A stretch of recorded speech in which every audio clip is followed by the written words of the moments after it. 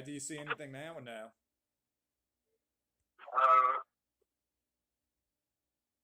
I do not.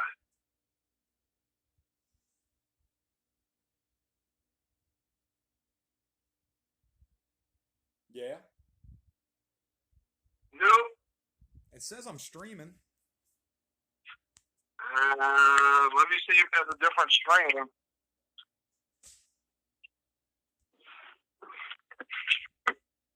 Uh, oh, YouTube.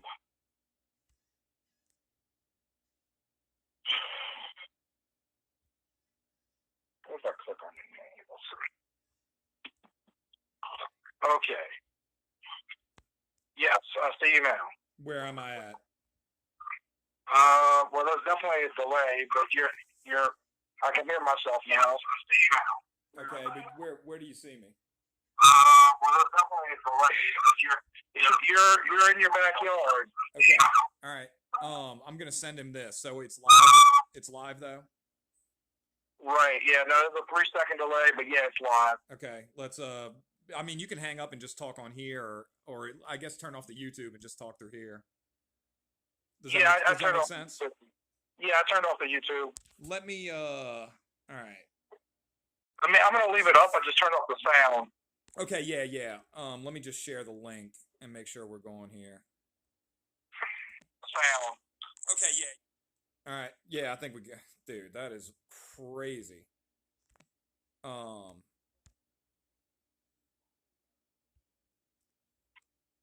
Okay, I just sent him the link. All right, talk. Yes. Okay, just making sure.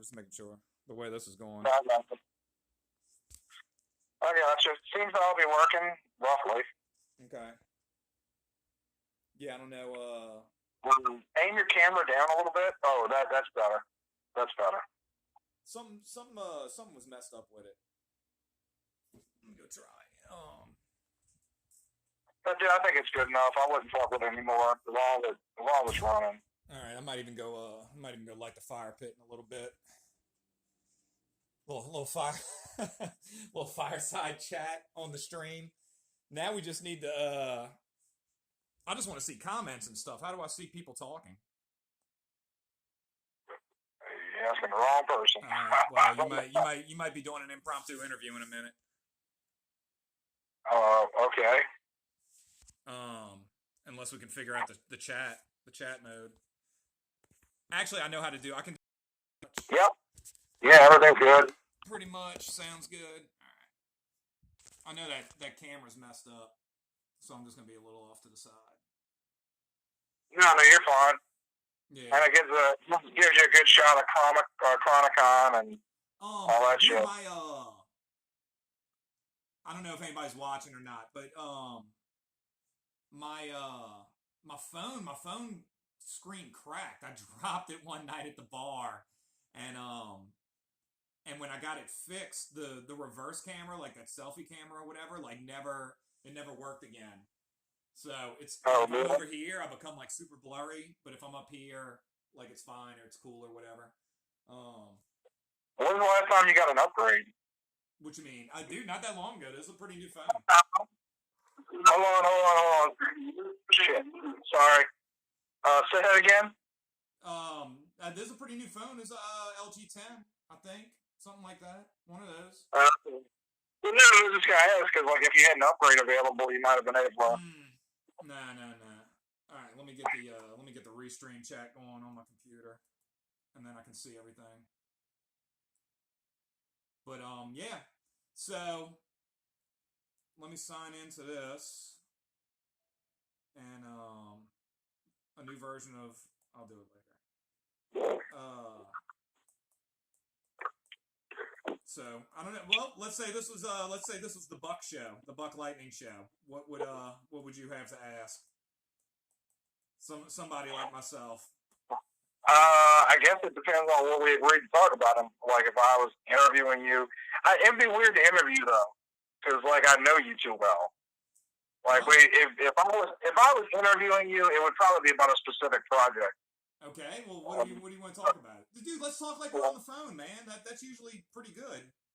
Well, you're the one that said interview. I don't know. Well, This you is know this what I'm is how we saying. I talk mean, on the come on, come phone. on. You done too many podcasts. You Not done in a too while. Like, many dude, podcasts. I just started getting back into this. They're not. It's hard. It's hard getting back into like a rhythm, especially because like I'm not used to hosting stuff. I don't like hosting. I don't. I like sitting back. I like sitting back in the cut and just like sniping. I'm the same way. I would rather just be on the sidelines, or I'd rather be answering. That's why I don't like. That's why I don't mind doing M-Hog. That's why I don't mind doing like pickle and stuff like that. Because at least I'm just like kind of chatting. Oh Yeah. my god, dude! Do I look small or what, bro? I look weak. I haven't been to the gym in like 3 weeks, man. I think it's pretty weird that you're on your own live stream, like trying to show your gun. Bro, everybody, dude. I went So I don't know if anybody's watching or not, but we have a secret bar that's open, and I went in there the other day, and they were just like, dude, it's everybody's getting so skinny, everybody's losing so much weight because nobody goes to the gym anymore, you know. It's crazy. I know you're a big gym goer yourself. So no, let's do questions. Let's do a little Q&A. I'm trying to get this chat up so I can see what's going on. All right. Well, you've been drawing much lately. I mean, I know the industry's kind of at a halt, but so it's funny. I got an email. So we were in contract negotiations with IDW, where they have a new contract thing going out, and this is just for all projects, right? But for what I do as a work for hire, it just had way too much stuff in it, man. I mean, you knew about this. I think I told you about the contract. It was just way too much stuff. And it's like, dude, unless you're going to give me like insurance, unless you're going to do all these other crazy things, I just don't see the point in having, yeah, you felt like you were signing away your life. Dude, there was, I don't even care because I don't think the comic industry is coming back on a certain level. I think it's changing. Yeah, man, you weren't allowed to talk. I'm not gonna talk about the contract, but yeah, man, there was a lot of stuff in it, and I was trying to, from my level of where I'm at, I just wanted certain things. I was making amendments, and I'm lucky enough that I grew up with a lot of lawyers, so they were helping me out with everything, and yeah, man, it was So I don't know what's going on with that. So we had Ghostbusters Year 1 was in the works. It was already done. Everything should have been done already, and we were about to launch issue 4. Issue 3 I think came out before comic shops got locked down. And was waiting. I was already done. I had been done for a while, waiting on issue 4 to come out, but it looks like everything's on hold for right now. So there's no comics coming out, and then as I told you before, I'm pretty sure the contract probably could be wrong, could just be a generic contract they were sending to everybody, but I'm pretty sure it might have had something to do with the movie that was coming out, Ghostbusters, the new movie. And that's they pushed that back in right? I don't know if you knew this. This is, by the way, if anyone is watching, this is my buddy Buck, one of my good friends, Buck Lightning. If you haven't seen me at a convention, he's usually there with me. And he is my default interviewer. We've been sitting around for 2 hours trying to get like this fancy stream stuff going, and we ended up just running it off the phone real quick. But yeah, so what I am working on now, I got Night Stars out on Kindle. I'm trying that out just because I feel like nobody's probably going to bookstores currently, so it seemed like a good idea to just have the Kindle going, if that makes sense. I know you disagree with that. No. But you wanted me to do the Kickstarter, and I still may do that. I do. But look, I had this discussion with Travis. So my perspective, who's Travis? Because Travis is an awesome artist. He's a shitty person. He's a sucky person, but he's a really good he's very talented. Our friend Travis Email works with Devil Zoo on a book called Arc World. He and I have been doing stuff on my new YouTube channel, Lightning Culture. But we were talking about Lock and Key. Yeah, yeah, yeah. And because he and I both agree that it's one of the best books of the last 15 years. Like, I don't want to get too much into like books that I don't like, but there's very few books that stand out on that level, in my opinion. And so at the end of it, he was saying like, well, I hate to say this, but if you can't, since you can't go to comic shops right now, go to Comixology, go to Kindle. You can find it. And I was like, look, I buy stuff digitally, but the way I look at it is like, if something is on sale or free on Kindle or what have you, like I'm more likely to try it there, and then if I really like it, I will. I do go to the store and buy it, but I don't think there's anything wrong with buying stuff on the cheap, or especially right now. Look, I want the comics industry to come back. I want it to change, It's but I want it to come back. It's changing. Well, there's no question about that, but I'd like to see it come back. But that doesn't mean that like it's hand in hand. Like digital helps print, in my opinion, because it gets it out to more people. Both of us are old school comic book people, but back in the day, let me rephrase that. Both of us are old school comic book people.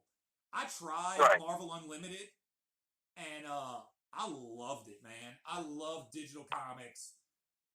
And then I had Comixology Unlimited for a while there. And just like you were saying, so it's kind of the same thing as Spotify, where on Spotify, I'm much more willing to try an album that I would normally never try. I would never try it before. And now I would on there. So I think that is a huge benefit to somebody like myself or other indie creators.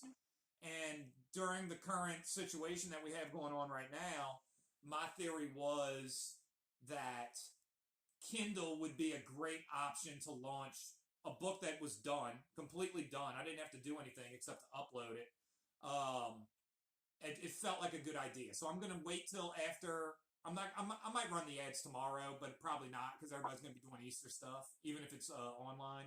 So probably come Monday, I'm going to start running digital ads on the Kindle software. And I guess we'll see how it goes. But I still do want to do an Indiegogo. Before we came online, we were talking about how Todd McFarlane came out with it's just a redo of the Spawn toy, and he's killing it. It might make $1 million. It might end up being like this huge thing. It's a redo of the first. And dude, I'm probably gonna grab it because I grabbed all those early Spawn figures. So I think. Let me get your opinion on this, Buck. I think that the new comic shop is going to be Indiegogo and Kickstarter. I think that's where you're, and stuff like Kindle. But I think that's going to be the new comic shop, for sure. Look, I hate speculating on stores going out of business. There's no question that they're going out of business. They are. They're dropping like flies. They are. Right now, but I'm not. I hate to speculate on all of them. Is what I'm saying. Like, our good buddy Tim Stoddard, his store is, dude, that might be one of the best comic shops I've ever seen. Seriously. And it's brand new. Stoddard's new shop, it's awesome, man. Yeah, I actually want to get, I need to message Stoddard because Tim Stoddard runs Showcase Comics in Slidell, Louisiana, and he has his own con, Showcase Comic Con. Yep. He's the one that was on my tail to do all this stuff for the Jay and Silent Bob movie. Right. Yeah, and then y'all had a pretty unique experience, which we can talk about that. If we're going to be on a virtual con, this is a good place to talk about that kind of stuff. Dude, if you're in the chat room right now, I got a little thing open, so type a question. Happy to answer any kind of questions. I really don't care. I'll talk about whatever. It says 2 people. I'm sure do you still have it open? You might be one of them. Yeah, I'm definitely one of them. Okay, so somebody else is in here, bro. If you got a question to ask, man. 3 people, so go for it. Yeah, he's got a great comic shop. What were you gonna say? I cut you off. But yeah, well, my opinion on switching to digital has always been the same. If digital takes over, people's love of comics it's not gonna go away. It'll still exist. There'll still be books like Batman, Spider-Man, whatever. But your ability to find independent titles is going to reduce greatly because, Why wouldn't like, it expand, though? Why wouldn't it expand if it's on digital? You know? Because it's the internet. It's no different than like me starting a YouTube channel and trying to stick out there. Like there's no apparatus for smaller creators to find a voice if there's no comic shop owners. Walking Dead is the example I always use. Now it's an exception. The Walking Dead is kind of a mythical animal in the comics community because very few things get that big. Like, it's just not even questionable. But the reason that Walking Dead got that big wasn't just because the book was good. And I don't even care for Walking Dead that much. Right. But it wasn't because the book was good. It was because comic shop owners picked up on it, loved it, and started hand selling it. But that is the only reason it's that successful. If it wasn't, it would have just been a random dude. Like, you've been to comic shops. How many random zombie books do you see in the last 10, 12 years? A million. You know, and it's hard to stick out without an apparatus for that. And I'm not saying that there never will be one, but you're about to have an explosion on Indiegogo, though. You know what I mean? Like, everybody's about to go on Indiegogo right now. I bet you in the next 2 weeks it's about to be an explosion. I agree, but when there's an explosion on something like Indiegogo, how do you find that one gem when you're looking at, like, a pile of trash? Well, what's going to happen is, I guess Indiegogo is going to become, I don't know, I guess like MTV, where they're going to pump certain things, or maybe just, I don't know. That's something I'm big time wondering. I don't know. Again, my theory, and we started this off by talking about Todd McFarlane. Back in the day, because we were both two old school comic book people. Back in the day, Todd McFarlane used to write Ego. Everybody's Got Opinions in the back of Wizard magazine when Wizard magazine was awesome. And me and Buck are big fans of Wizard. So yeah. So great information. But they sure do know how to take care of a guy. They take care of you. But yeah, man. So anyway, in one of those articles they were talking about, and I've told this story on streams before, how he used to, back in the day when he was doing Spider-Man, the editors used to come in and be like, dude, Todd, yeah, you're drawing the eyes too big. It's like, you got to stop. You can't draw the eyes that big. Or they would come in the next week and they'd be like, Todd, that webbing, we really don't like that spaghetti webbing stuff you're doing. Like, we don't want that. And so what McFarlane would do is he would go back and he would draw the eyes bigger and he would make the webbing more insane. So by the time you're reading something, I guess later issues of Amazing, and really if you think about those first couple issues of the Spider-Man solo series, dude, it is web fest. You know, like that grand opening scene in Torment, it is just webs everywhere. You know what I'm talking about? Where he's got like the donuts and he's going over the two-page splash. Fuck, dude. But here's the thing. Now, you respect that because Todd McFarlane's successful, but let me point this out to you. Some of the problems that we have with modern creators comes down to that attitude where I look at it as, look, an editor isn't always right, but an editor's job is to balance everything and tell a creator that wants to do something nuts, like, let's say, showing Batman's genitals. I will certainly go off on stuff like that in a second. Let me backtrack a sec to make my point. What I'm saying is, by the end of that article on Ego, he said that anytime everybody went left, he went right. Anytime everybody went up, he went down. Or you see what I'm getting at. Let me close this. And okay, he said I'm really loud. You're really loud. He's hard to hear. Let's turn you down. We'll see how that. John, if you can hear us, let me know if this is better. I'm moving closer to the camera and I turned him down a little bit. Just give me a heads up when you hear it, if this is any better. Am I really loud? I turned you down. Okay. So you might. So you talk like normal. I'm just gonna deal with it from the controls over here.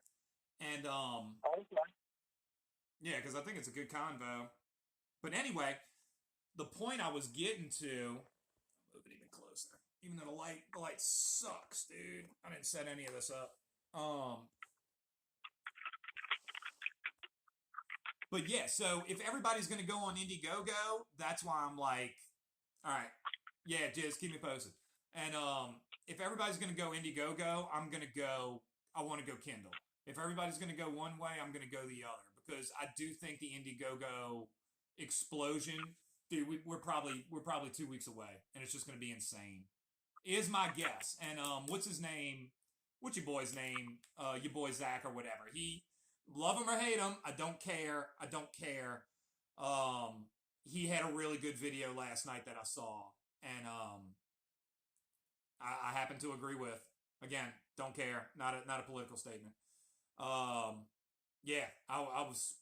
He thinks it's going to be the virtual comic shop too. So does that make sense? That's why I went Kindle and not Indiegogo. Talking about projects, the next project I'm working on, which I did tell you about, Tales from the Occult Bookstore. That is going to be. I'm just going to go straight Indiegogo with that and see how it goes. So Okay. what do you think? As my confidant. Hold on, I'm getting some water. Well, you know, the thing that you and I know that the audience doesn't really, you know, you're getting a condensed version of discussions that we've had. But you and I talked for months about what I thought you should do with Night Stars, and like, well, one of them is like we had like long arguments about changing the name. But my suggestion wasn't just to go to Indiegogo to reprint the book. I was suggesting, I mean, I was suggesting a lot, like extra story, like. Dude, I'm still down to do that. Me and Preston are talking about doing a team up. We're talking about doing a Doc Salem Night Stars crossover. Dude, I'm thinking about doing a crossover book. And maybe just get like so if Travis wants to do something with something he's doing, we do a crossover story. If Preston wants to do it, would it be Night Stars / Demon Hunters? I guess I don't know. Night Stars comes first on all of these, but that was a Ghostbusters joke, but yeah. Oh, Doc Salem, is that what it is? Doc Salem Demon Hunter? He's getting a free plug. No.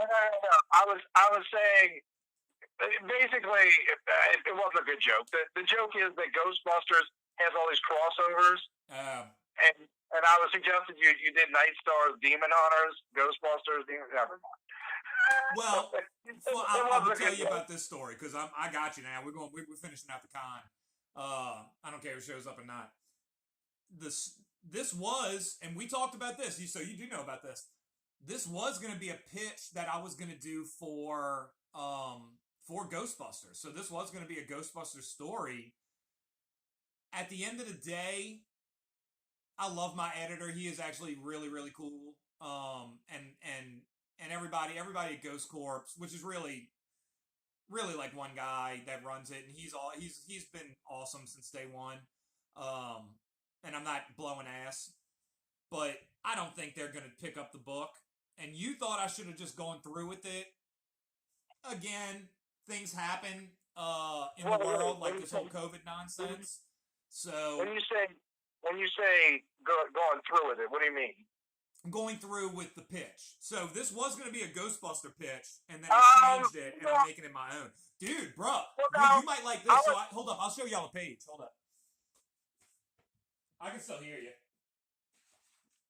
No, well, I went back and forth with you on that. Like, I think my last thing that I had told you was just, like, it seemed like IDW wasn't interested in a lot of the things we were pitching, and that's nothing against IDW, that's their decision. But if they were rejecting that many things, I always say, like, well, why even give them the idea if you can do it yourself? And right.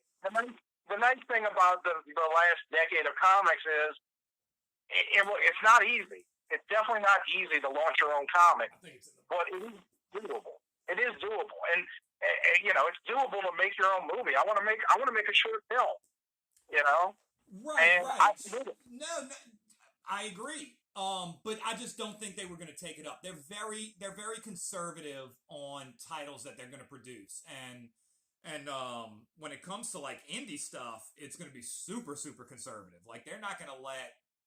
So I pitched Night Stars a couple times through there, and I'm debating how much inside baseball I want to throw out, but I'm not. Fuck it, I Yeah, am. I mean, Dude, we offered. Fuck it. We offered to pay the whole thing, dude. We were just gonna pay for the publishing of it. You know what I'm saying, dude? Like we were just gonna straight up do it, and just wanted to use. So the way I was describing it was, we had a shoe. All we wanted was the Nike check.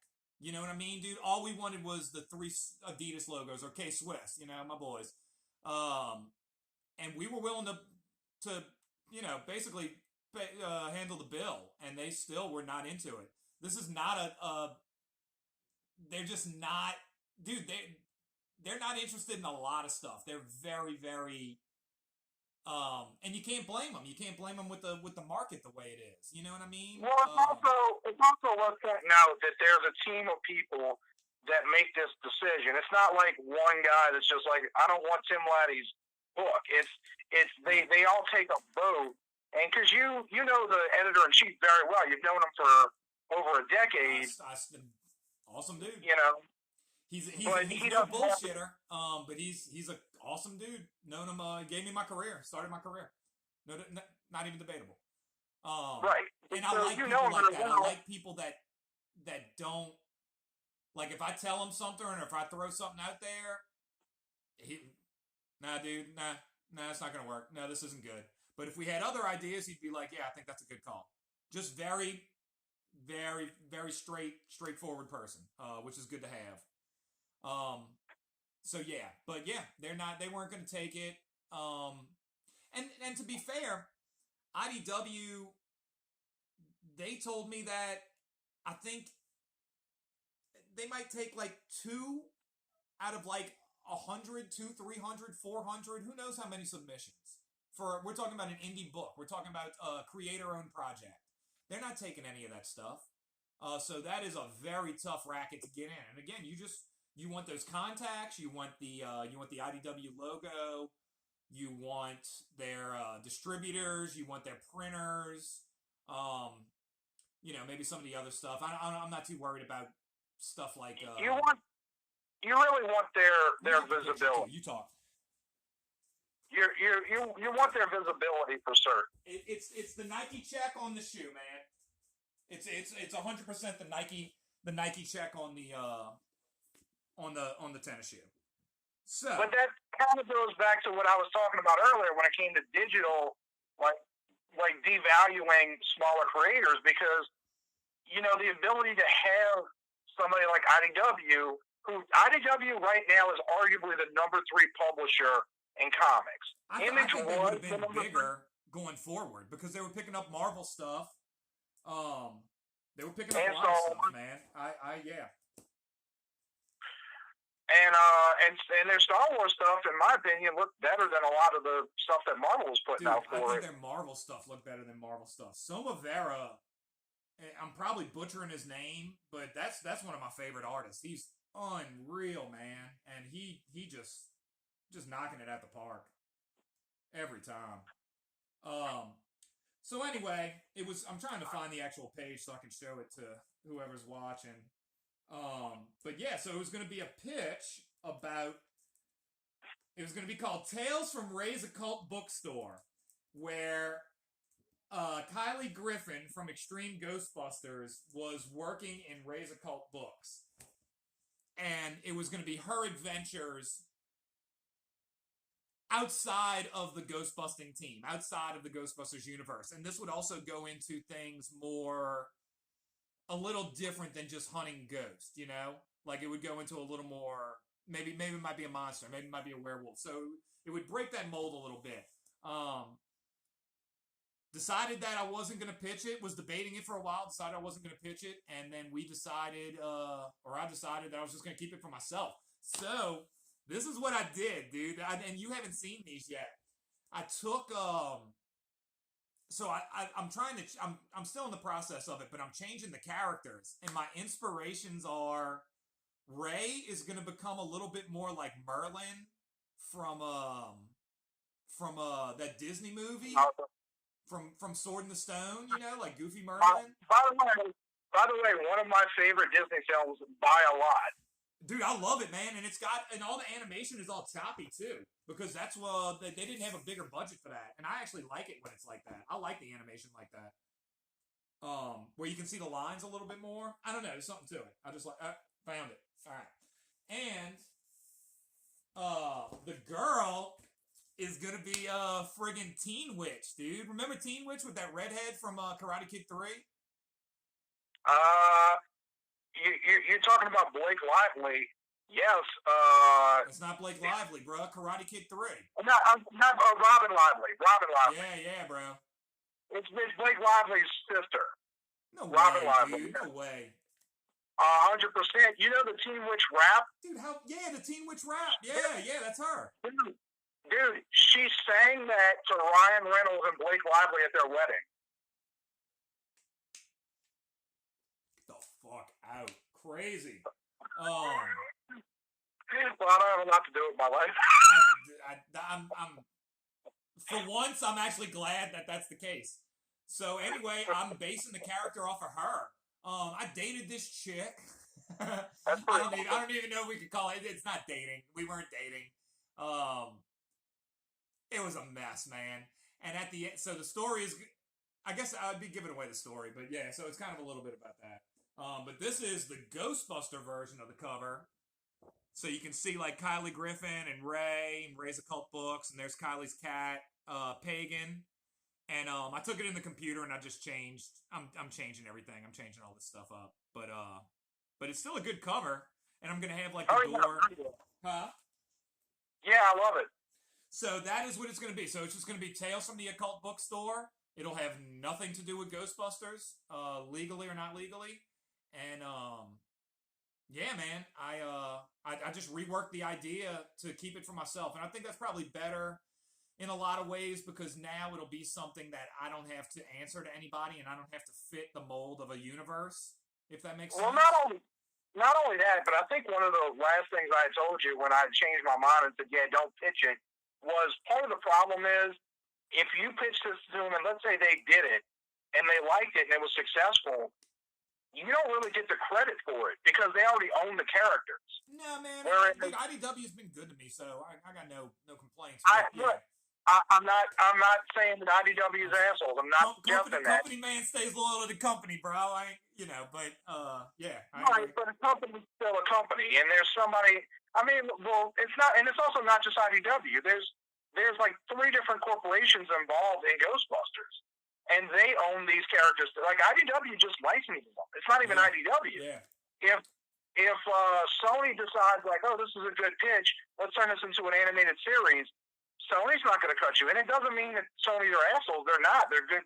As far as I can tell, they're good people, but it's still a corporate decision, and you don't own those characters.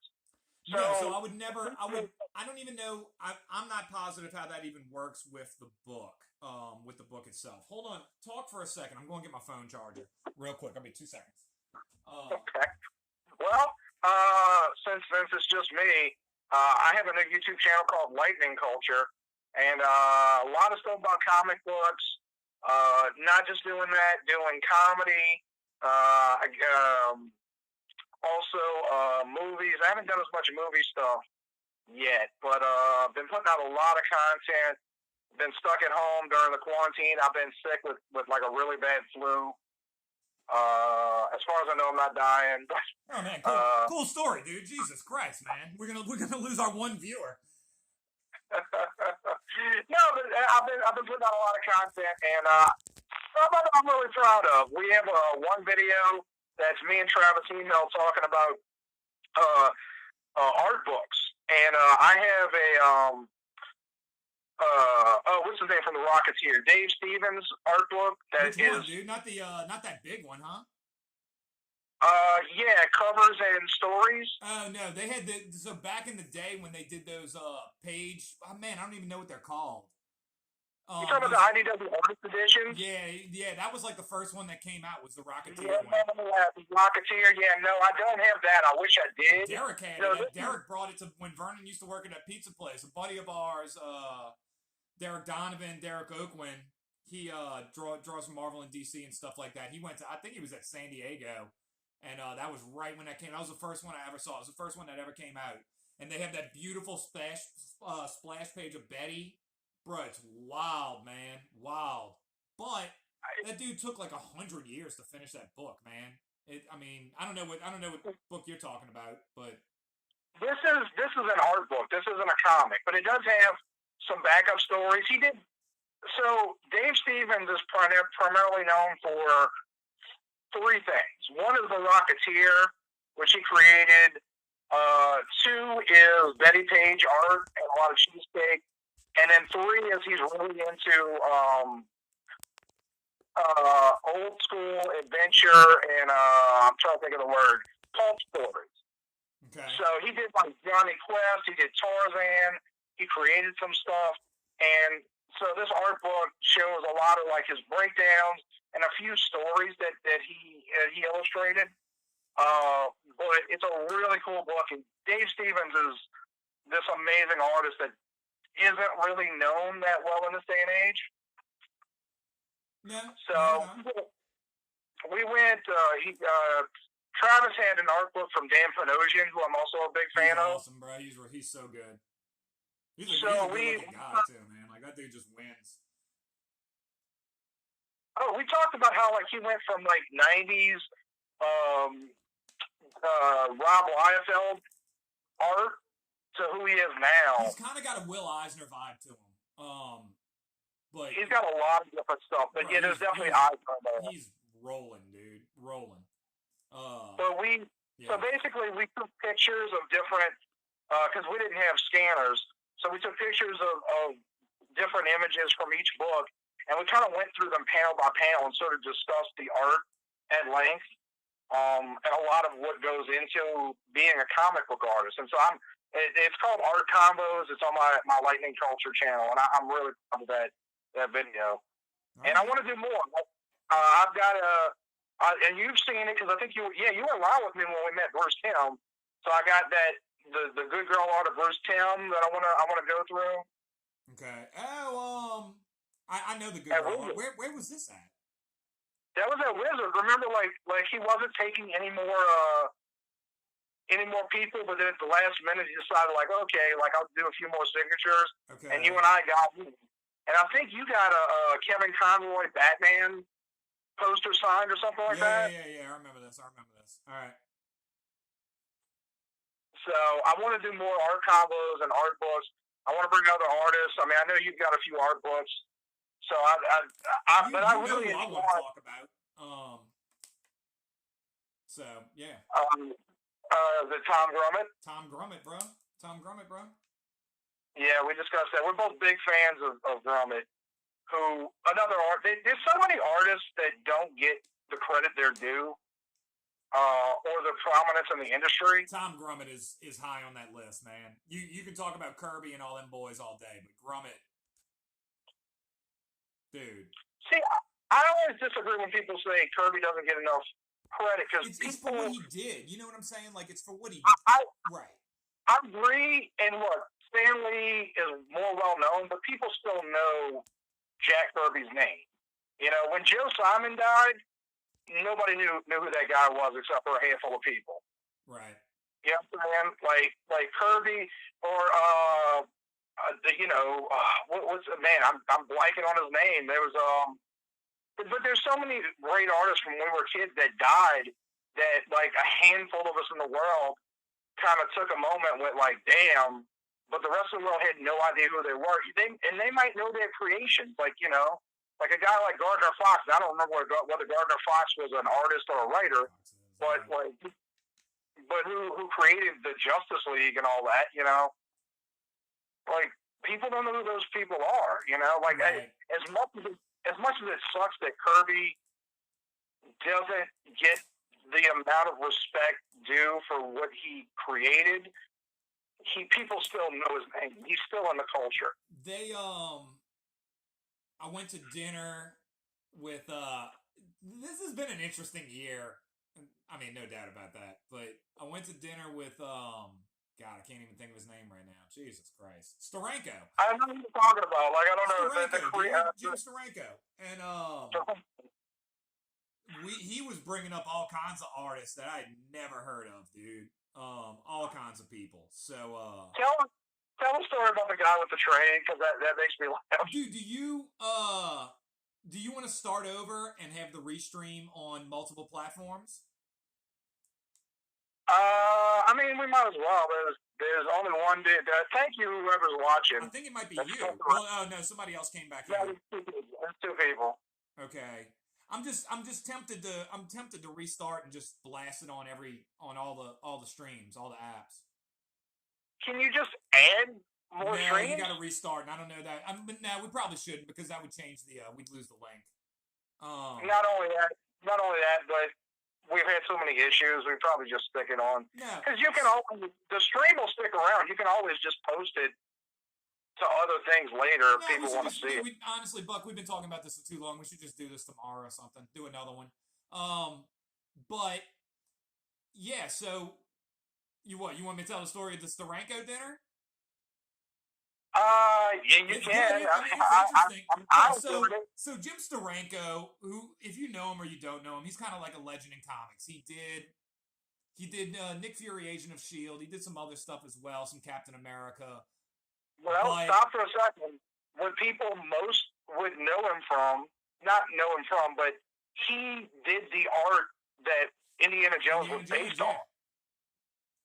But he has I remember we talked about reading Wizard earlier. I remember reading Wizard back in the day, and they would talk about Steranko. You know what I mean? It was just, the name has this like this vibe to it, this strangeness to it.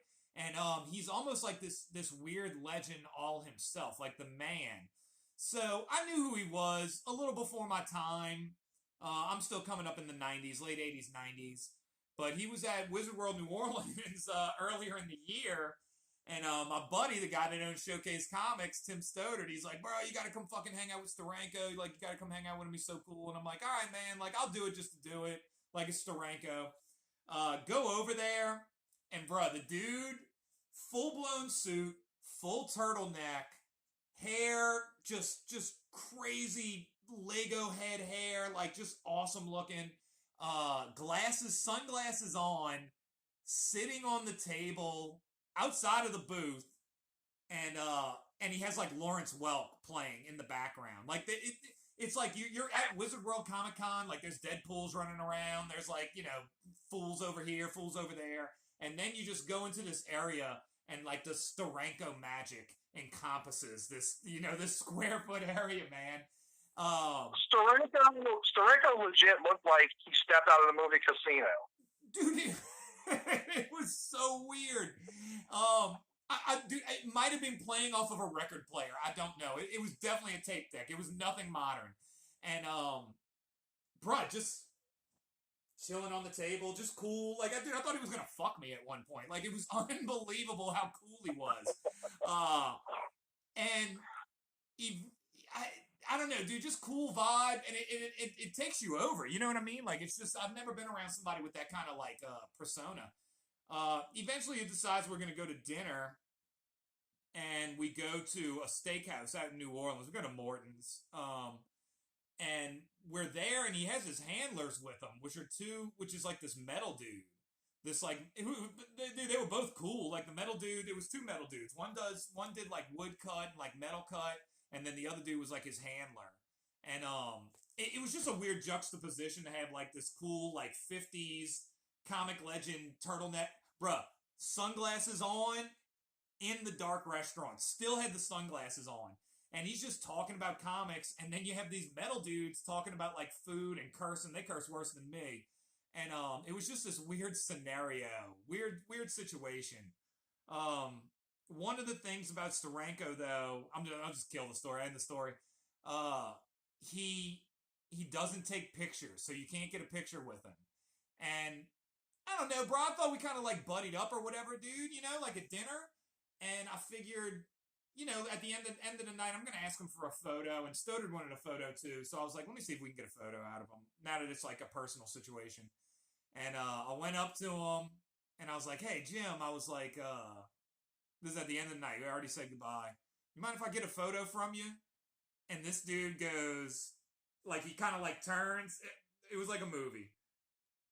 Smiles at me, like he knew it was coming. You know, kind of and goes, if you need me, I'll be right here. And then just turned around and walked away, bro. And I was so hurt. I was so shocked. And then the next day, I was just kind of like, you know what? That was awesome. Like that was actually pretty incredible. Like what a line to hit people with. I don't know. Some people thought it was lame. I thought it was pretty funny. But yeah, man, dude, he's a character. There's more stories from that night, but right. yeah, Look, he's quite the character, dude. There's a lot of Not many people get to say they went and had steak with Steranko, in general, or even have that story, you know. So it was just cool. And not a lot of people get to say Jim Steranko broke up with him. Bruh, dude, it was just dude, I was so hurt afterwards. You know what I mean? Like I was so bummed out. I was like, all right, Jim, it was good meeting you. And you know, I'm kicking up dust. I'm walking away. You know, I'm doing the Charlie Brown walk. But the next day, I was like, nah, that was pretty cool. Like that was kind of awesome. So yeah, that's. Hold on. I like how you left off the tail end of that story, where the next morning you thought of a line to come back with. What was my line? My line was really good. You said you should have pointed to your temple and been like, "So am I." Yeah, dude, I was too shook, man. I was too shook at the moment. It would have been a lot cooler if I didn't think about that like 12 hours later, you know. But right. And then told people about it. It was a good line. It just took me out my game, man. You ever been like around like a super hot chick or something like that, and they just like take you out your game for a minute? That's kind of how it was. So I'll be ready next time, you know. And it won't happen again, bro. It won't happen again. Ask me another question, dude. Ask me another question. You see, a lot of artists been doing this, 6 random characters challenge. Yeah, I like it. On Instagram. I thought about doing it. I like it. I think it's cool. I think it's really cool. You should do it. And if anybody wants to suggest characters, the 6 character challenge is pretty obvious. They have this grid of like baseball card size images, like blank spots, and you recommend like just any character. Could be a real life person. Like my favorite one that was done, Sean Cheeks Galloway did Sophia Petrillo, Estelle Getty from Golden Girls. Yeah, it was awesome. It was awesome. And funny enough, we've been longtime fans of J. Scott Campbell, and he did this John Wick, and everybody loved it. And I looked at it and went, he put more effort into this John Wick picture right. than he has in like the last 8 years of his career. And dude, it doesn't. Can you blame him? You know what I mean, dude? Like, dude, Campbell, I've been around him a bunch of times, always super nice. Dude, I mean, he probably just wakes up and just shits out like a hot chick and then moves on. I don't have a problem with it, dude. You earned it. You're awesome. You know? You're that good. I don't disagree with you. His John Wick, you know what it is? I think it's probably, he's actually having fun, and now you're seeing it. You're seeing him having fun instead of just having to draw like Ironheart, like covering up her tits or whatever. You know what I mean? Right. So, look, dude, I thought his Sailor Moon was cool. It was cool to see his Sailor Moon. His Bill Murray was rolling. His Bill Murray was awesome. Who else did he do? He did. I know he got 4 done already. Who was the other one? Yeah, I think that's all the ones that he's done so far because people have been taking time. But Sean Cheeks Galloway probably did some of my favorites. He did a really awesome Cyborg Superman. Oh, he killed that, bro. He's awesome. Dude, he follows me on Instagram, bro. He's awesome, dude. I think you should do it too. I was telling Travis, like, dude, like, have fun with it. And I like it. Like, some people go with like pretty, nothing wrong with it, but pretty typical comic book choices. And I like the Sophia Petrillo because it's so so far from what you would expect somebody to do. I'll turn them down. I want random stuff. I want the most random stuff possible, man. What about Harry Anderson from Night Court? And I think somebody like Jay Scott, well, he'd be better at everything. But yeah, I'd be down for that. I'd be down. Dude, my buddy Johnny Ucabra, who does the Ghostbusters stuff, who we have something set up. I don't know if you know about this, Buck. We had there's a book coming out. It's called oh man, and I'm in it. I'm in the damn book.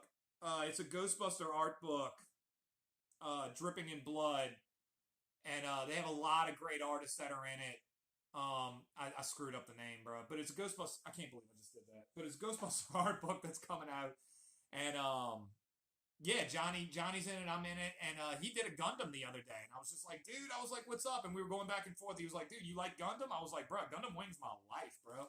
I love Gundam Wing. So I wouldn't mind doing something like that. I wouldn't mind doing like I don't know, Relina Peacecraft or like a Death Scythe or something cool. Yeah, I love it. So anyway, we were doing an art book, and we're doing a custom cover for it. I don't know what's going to happen now. We were going to have a signing to coincide with the movie, and we got everything approved through Ghost Corps. You know, I'm sure a lot of people have the same story. Their plans got changed. What are you going to do? You know. But the movie's coming out in 2021 now, right? Yeah, we were going to try to get Ernie Hudson. This is Stoddard was going to put it on, so we were going to try to get Ernie Hudson out to showcase and do a signing. So Ernie Hudson, you know, he'd be the main draw, but me and Johnny would be there as well, signing the custom cover book. Dude, if Ernie Hudson turns you down, you should get Arsenio Hall. I would be all in. I thought you were going to say I should tell him if you need me, I'll be right here. But I don't know how many people know that. Dude, Dave Coulier and all them were at Ghostbuster Fan Fest. So yeah, I'm all in. I'm down for whatever. We just wanted to do something different and something cool for the movie. Possibly a blessing in disguise. You hear me say this all the time, the blessing in disguise thing. Possibly a blessing in disguise, and we can plan it a little better, maybe work better. You know, we got to. You can imagine everything's going to be extended. There's not a big rush now. So who knows? I kind of knew where I was going to lean with my cover. But we'll see. I don't know. I know what Johnny was going to do too, and it was cool. It was really cool. How's it been working with the NBA over the last 4 months? Man, that was another great. You can't see it, but there's a friend of mine, Linan. She lived in Chicago, so behind the comic rack, she lived in Chicago, and there's a framed Chicago Tribune when the Bulls won their second championship, their repeat. So I'm a huge NBA fan, probably just as much as I am a comic book fan. You know, one of the best editors I've ever had, no bullshit, was the girl in the NBA. That was behind all of this. That's running the social media and stuff like that, and the I don't know what her title would be, but man, she is mega smart, very very sweet, and she's been pushing me artistically, whether she realizes it or not, and I appreciate it. I told her a few times, I was like, I'm not that dude. Like I don't mind that at all. So working with the NBA has been great. Just like working on any property, there are things that you probably don't consider from the outside looking in. Some stuff is obvious, like shoes. You're not going to be able to have any branding marks on there and stuff like that. But there are other things involved that you might not consider, such as we did one for the NBA, so it was going to be a season renewal package. It was going to possibly be a billboard. It was going to be a T-shirt. Dude, there's so much stuff that was going on. This fucking COVID. But the New Orleans Arena, the Smoothie King Center, is right next door to the Superdome where the Saints play. So the Pelicans and the Saints play right next to each other. And in the image, I had the Superdome in there because I thought it would be cool to have the dome in the picture. And dude, that was not allowed. That was something I had to remove late in the game. Like it was already colored, and I had to remove it out of the image. So little stuff goes on. They are much more Ghostbusters, I get away with a lot of stuff. NBA, they were a little they were much more strict on things that could and couldn't happen. But again, you're talking about legally way more stuff going on. Okay, the players, the way they look, that has to be approved. There's a bunch of stuff that goes in there by the players. So you're gonna have NBA's got to go through it, Pelicans got to go through it, players have to go through it, and everybody has to sign off on stuff. And I'm sure there's teams of lawyers and people that are trying to stay out of trouble. Sponsors have to go through it. But as far as being an NBA fan, I ate it up, dude. Like I loved it. I thought it was so much fun, and we had a bunch of projects in the works, tons of projects in the works. Did you That are not gone. I mean, we're probably going to do them in the 2021 season, so they're not gone. But everything's on hold for there might not even be an NBA season for the rest. I don't know how it's going to play out. So there was a lot of projects that are gone now because. Did you? Was there a hot sauce bottle that you did art for? Yeah, y'all want to see it? Yeah, pull it up. I vaguely recall you telling me about it, and it just odd. No, it's odd, but it's very Louisiana. You know what I mean? Like it's a very Louisiana thing. I didn't mean odd in a bad way. I mean it's cool. It's just like, wait, what? Some dude wrote on Instagram. He was like, weirdest like Pelicans renewal package ever, and I'm like, all right, dude. You know, like I think it's neat. Everybody I know wants one. So this is it. This is the Pelicans 2021 season renewal package, and when you open it up, dude, the graphics team did a great job. I didn't do any of this part of it. They did such a great job. That's really cool. But yeah, on the inside, you have you know some stuff about New Orleans, and then there's the hot. I don't want to break it. The hot sauce bottle I did. Let's see if we can get it out.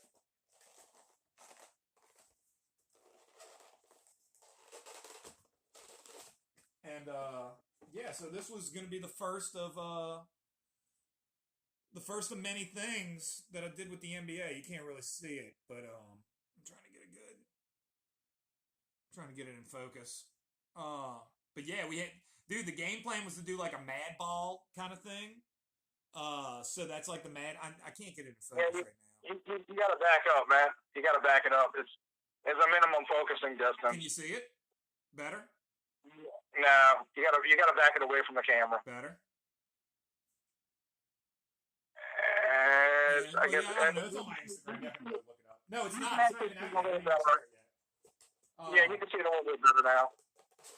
But yeah, dude. So it was like one of the players holding a mad ball type thing, and I love mad balls from when we were a kid. I had one, and yeah, dude, it was just cool to work for the NBA and your home team and stuff like that. It was great, man. So I'm hoping that we can return and do it next year with for the 2021 season. I don't know what else to do. You know, it's tricky.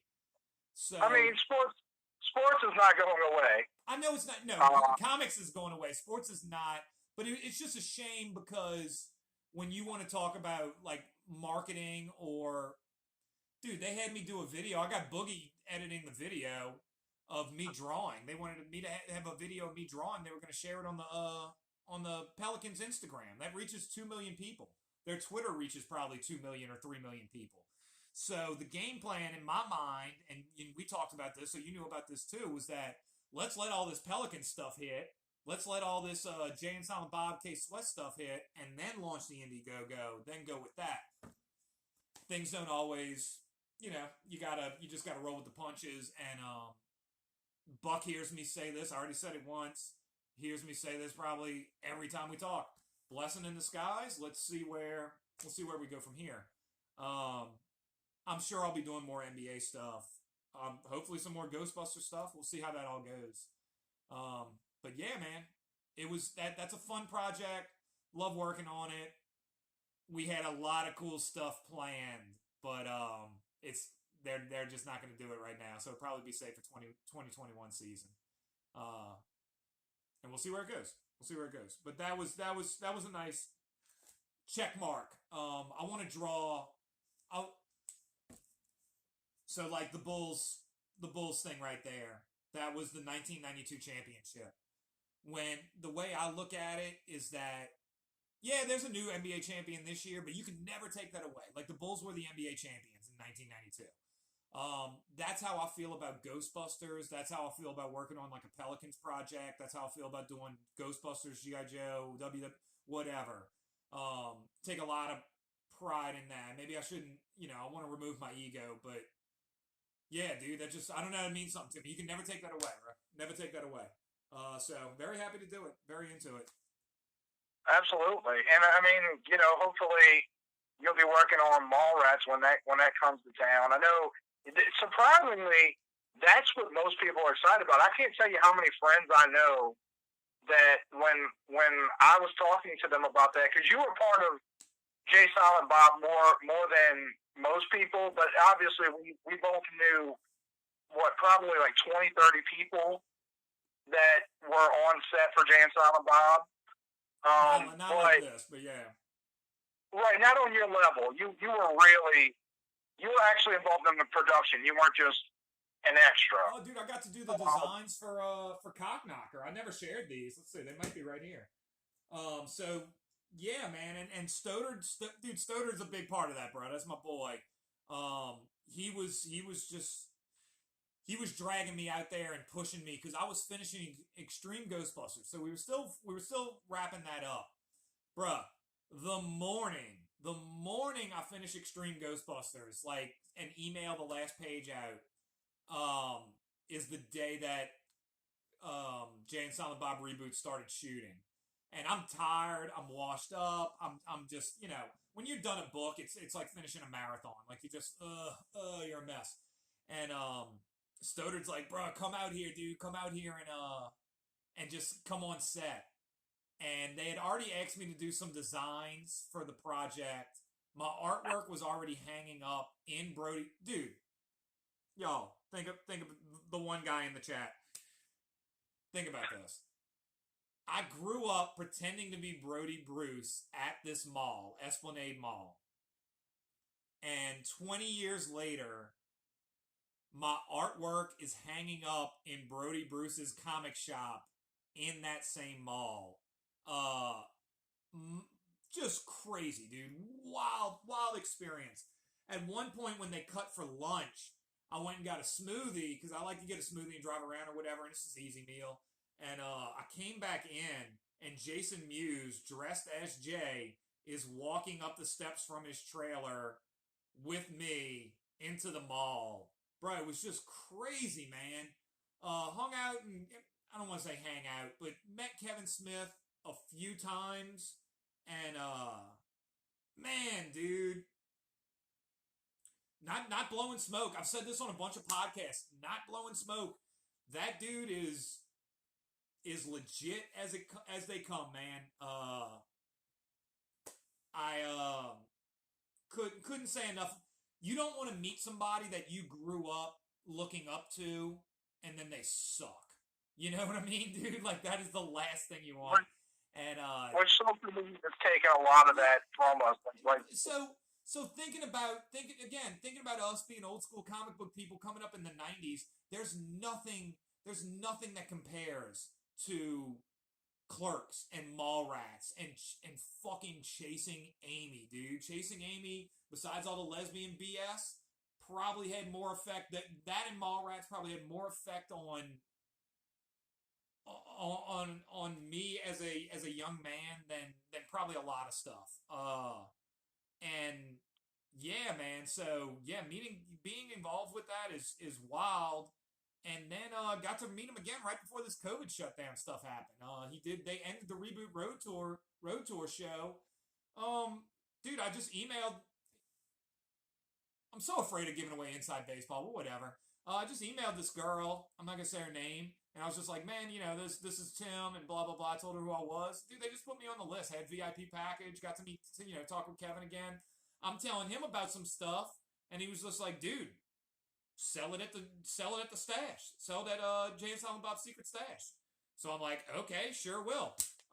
Message the girl, and I'm like, dude, Kevin said this. They put me in touch, whatever. Dude, it was easy, and all this is going on right before the COVID shutdown. So we're in talks with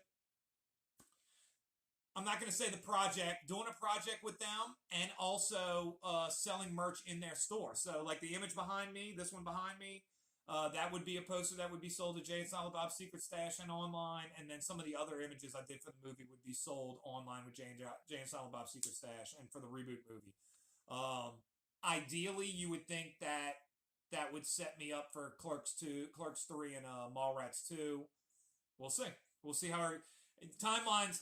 Everybody's timeline just changed, so we'll see how all the timelines and how all that plays out moving forward. But yeah, man. But people are really excited about Mallrats 2, which is supposed to hopefully film down here. And I didn't get to be a part of all that. He said it straight up. That is the mall. So again, the mall that me and my buddies would go and pretend to be Mallrats in is the Mallrats Mall. Like, done. Because it's empty. It's empty, right? There's nobody there. Like, we have 2 malls, we have 3 malls, but that was like the mall back in the day, and now it's fucking, it's dead. But it was cool, dude. It's surreal. So we went in there before when they were setting up Brody's Secret Stash. So this is probably 3 days before filming starts. And while we're walking around, because Stoddard Showcase Comics, he was the one that supplied all the props, and they weren't props; they were just stuff from his shop. So all the stuff that was in there was his stuff from his store in the movie.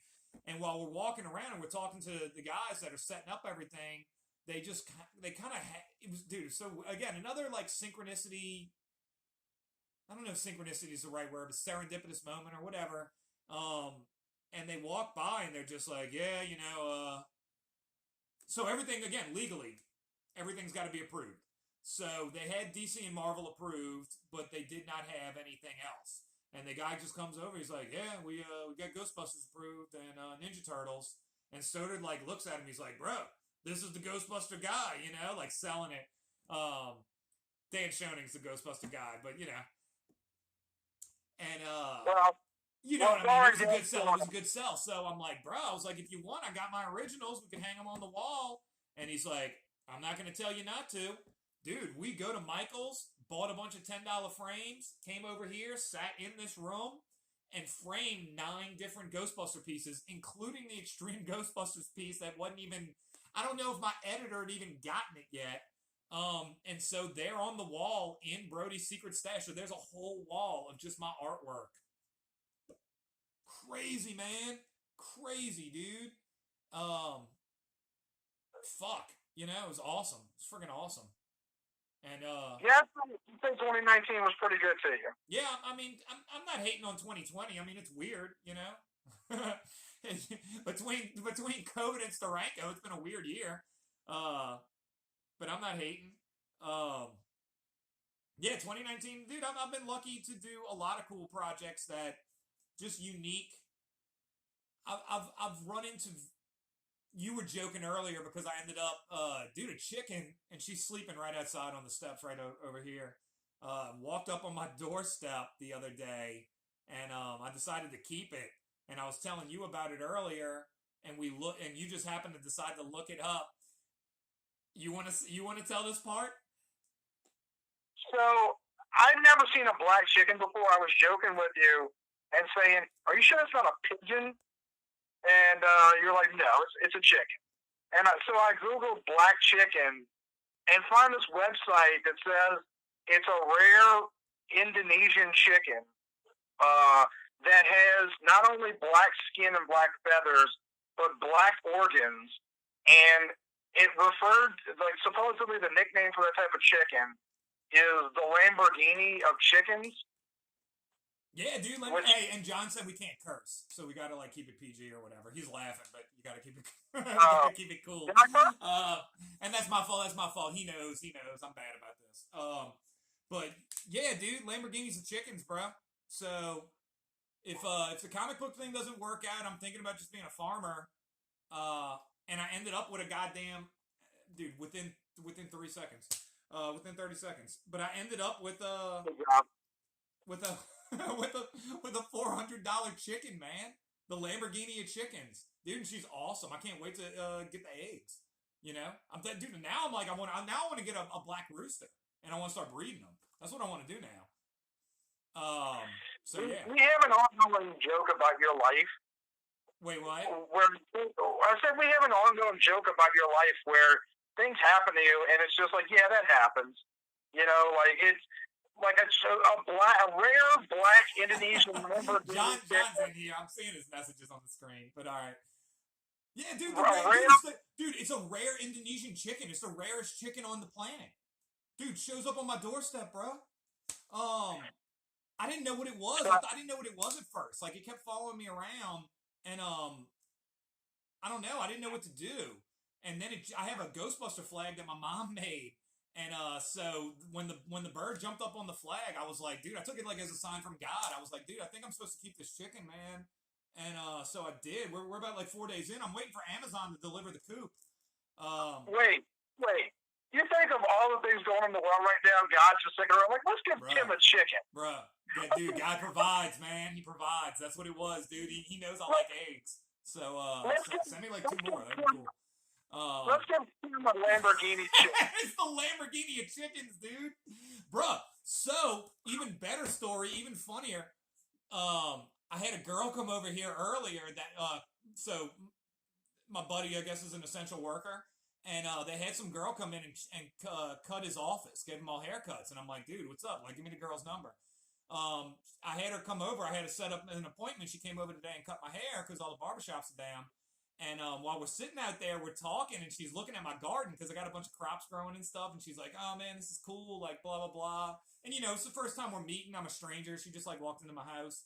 And I'm like, yeah, man. I was like, dude, chicken showed up on my door the other day, too. And she's like, no way. She was like, I just had a bunch of chicks, but, I don't know, whatever. She screwed up, and they all died. So she was all about the chicken. So we go back. I show her my Lamborghini of chickens. And she goes, man, do you want it? I'll trade you a free haircut, which was not cheap for a COVID haircut. And she goes, I'll trade you a chicken. I'll trade you a haircut for the chicken. I was like, nah. I was like, I'm kind of growing attached to her now. So Travis is in here, and funny. And yeah, man. So yeah, I didn't trade the chicken, and I would have traded. The haircut was $40. 40. I gave her 5. I gave her extra 5. And yeah, man, it wouldn't even. Not even close, dude. You know what I mean? So yeah, ended up, and we find out later, Buck looks it up, Lamborghini of chickens, man. So how cool is that? So anyway, ordered a coop off of Amazon. I can't wait to get it, but she's super sweet, dude.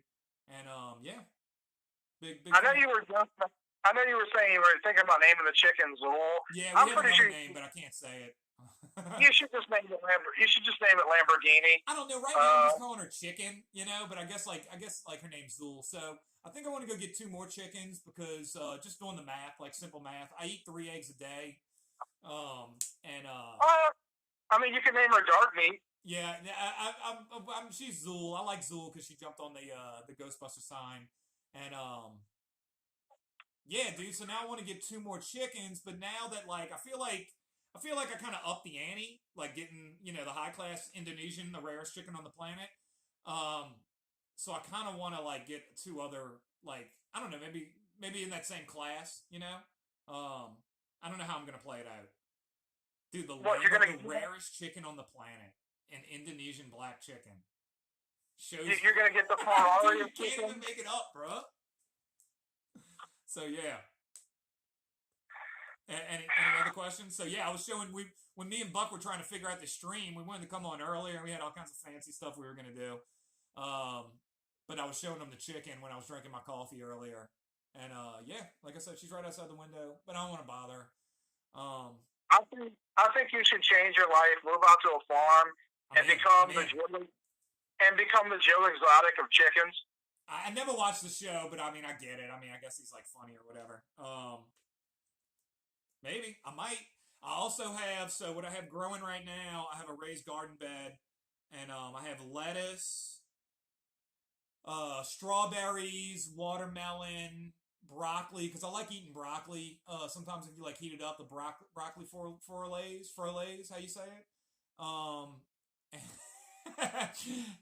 Carrots and tomatoes, and I want to plant some other stuff. So, dude, look at this. Got this all kinds of seeds, like a seed farm thing here. So I got all kinds of stuff to pick from. So I'll probably plant some more stuff. I might do it tomorrow during Easter. Uh, share it, Hell dude. of a Dude, I will. Well, I'm sure everybody came to VirtualCon to hear me talk about gardening and chickens. yeah, Hey man, hell that's of what's a going on in the hell world right now, dude. That's what's going on hell out of a there. comic book convention. Tell me more about how you like broccoli. That's what the people want to hear But about. I do though, man, and it's a good little night snack. So yeah, I do. All right, why don't we pump Buck stuff all night, dude? Why don't we puck you and you and Travis's stream? No, can you Me, go you're 5 the seconds? interviewer. Ask me another question. Ask me another question. Can we go 5 seconds without cursing? Can we be mature here? Oh well, I will. All right, so you know, Night Stars, sci-fi, kind of fantasy to a degree. You're going supernatural with Tales from the Occult Bookstore, and then obviously you're drawing the NBA. Where do you go 3 years from now after that? Like, what kind of, you know? I think we You just just covered go it. Farmer, fisherman, obviously, with all the money in comics. You know how much money you make in comics. You're gonna have a comic book called Black Chick. Yeah, Black Chick. Yeah, you know I'm into Black Chicks. So yeah, man. Dude, she did warm up to me. I like that little chicken. Yeah, I don't know. I'm leaning towards probably indie publishing. I don't know what else. There's a certain level of we'll just see where it goes. You know, I'm happy to keep. I would do Ghostbusters forever. I would love to keep doing more stuff like that. I'm always looking for properties. You know about this. Travis knows about this. John doesn't know about this. But yeah, always looking for properties, and that is something that I've been doing behind the scenes, really hardcore. And the guy that we were talking about, the editor in chief at IDW, he gave me a nice crash course one day on I'm looking at Travis's comment. Crash course one day on getting properties from all these studios like Universal, NBC Universal, and stuff like that. So I would like to do more in that realm. But it's just tricky getting them off of the people. So we're just gonna see how that goes. Otherwise, I'm happy to do my own books. That would be great. Dude, if you can have a few thousand people, and we're not talking about that many. Ghostbusters is only putting out how many books you think they put out a month? You know what I mean? How many sales you think they have off a Ghostbuster book? It's not the '90s where like you could put out the worst book ever and it would have, you know, 100,000. 100,000 people would buy like Brigade or Youngblood Strike Force or something like that. Okay, for the record, Brigade was awesome. Youngblood Strike Force was awesome. I liked it. I liked them. I liked all the Youngblood stuff. So I'm not a Rob Liefeld hater. I like Rob Liefeld. I had something in my head. Damn. I don't know. You say something. I just froze. John, I'm all about it's just getting the properties. That is so and That's John is a very business minded. He's way better at business than me, and he's very smart. And you know this for a fact. There is drawing, and then it's like a whole nother job being the business of all of the comic stuff. And I spent easily, dude. We were gonna have a toy thing. We had the money ready. We had everything ready to go, and I posted it on Instagram. So this isn't letting anything out the bag. We were gonna grab before they even announced Ghostbusters 2020 movie. We were trying to put out toys. We had the money for the license. We were talking with Sony, Ghost Corps, all that stuff. Dude, by the time we had everything ready to go, Hasbro, the movie had been announced, and Hasbro swept in and just had the master toy license, and we were just thrown in the dirt. So there is a whole nother aspect to this that I spent a year and a half figuring out. And I'm still working on it. So don't be surprised if I pop up with a property or two. Getting investors was not as hard as I thought it was going to be. You would be surprised. You might be at a wedding and somebody that you know has money and they're just like, That I mean, this happened. And he's just like, man, if you need, let me know. I'm interested. So that is not the hard part. It's getting the and Kevin Smith said this about Mallrats. They wouldn't let him do Mallrats. He was having trouble getting Mallrats from NBC Universal. Um, I'm not going to say everything because things are still going on, so I don't want to like say all kinds of stuff. And I'm talking about for myself. But yeah, man, that is half the battle, dude. No doubt about it. I would like to do that. I would like to take things from our childhood and reimagine it and bring it back because so we grew up in a time period, and all of us are around the same age where I don't you could argue it was the golden age of toys. It was the golden age of cartoon shows. It was definitely the golden age of toys. And there were properties that came out that just didn't get the the justice they deserve because there was so much good stuff going on. And how do you compete with something like Ninja Turtles? How do you compete with He-Man? Or, dude, the late 80s, 90s was just unbelievable. Um, there was a lot of stuff that fell through the cracks, and it would be really cool to see what some of these things would do. I'm not even talking about a fresh take. I'm not a fresh take person. I don't want to do any of that kind of stuff. I want to do it as is. How would this look? How would this do? If in the right hands. I feel like I'm the right hands for some of these things. How would they look in the right hands? One of the things that we look into that you and I talk a lot about, Bionic 6, is like a I'm trying not to give away names so somebody don't go grab Bionic 6, but yeah. Well, I'm trying. Right. I don't think it's doable at the think moment. It is. I think it is. I know who has it.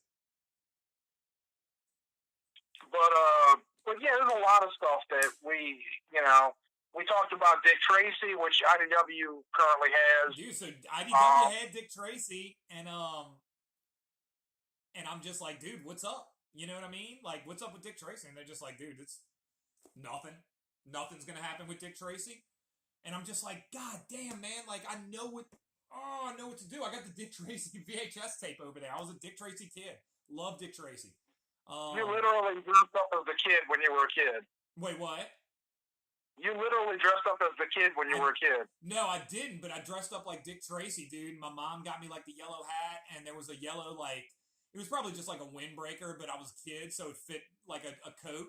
And dude, I was obsessed with Dick Tracy, bro. I called myself Tim Tracy. First comics I ever drew were Dick Tracy, were Tim Tracy, Dick Tracy comics, and I should post them online. They were pretty cool. No doubt about it, dude. True story. First things I ever remember drawing were Ghostbusters. So my dad would bring home. We didn't have a computer. This is early 80s. He would bring home the dot matrix paper, that you could have, and it would fold out and stuff like that. And I would draw on it, and we would hang up the ghost around the house. And me and my sister both had proton packs, and we would go hunt the ghost.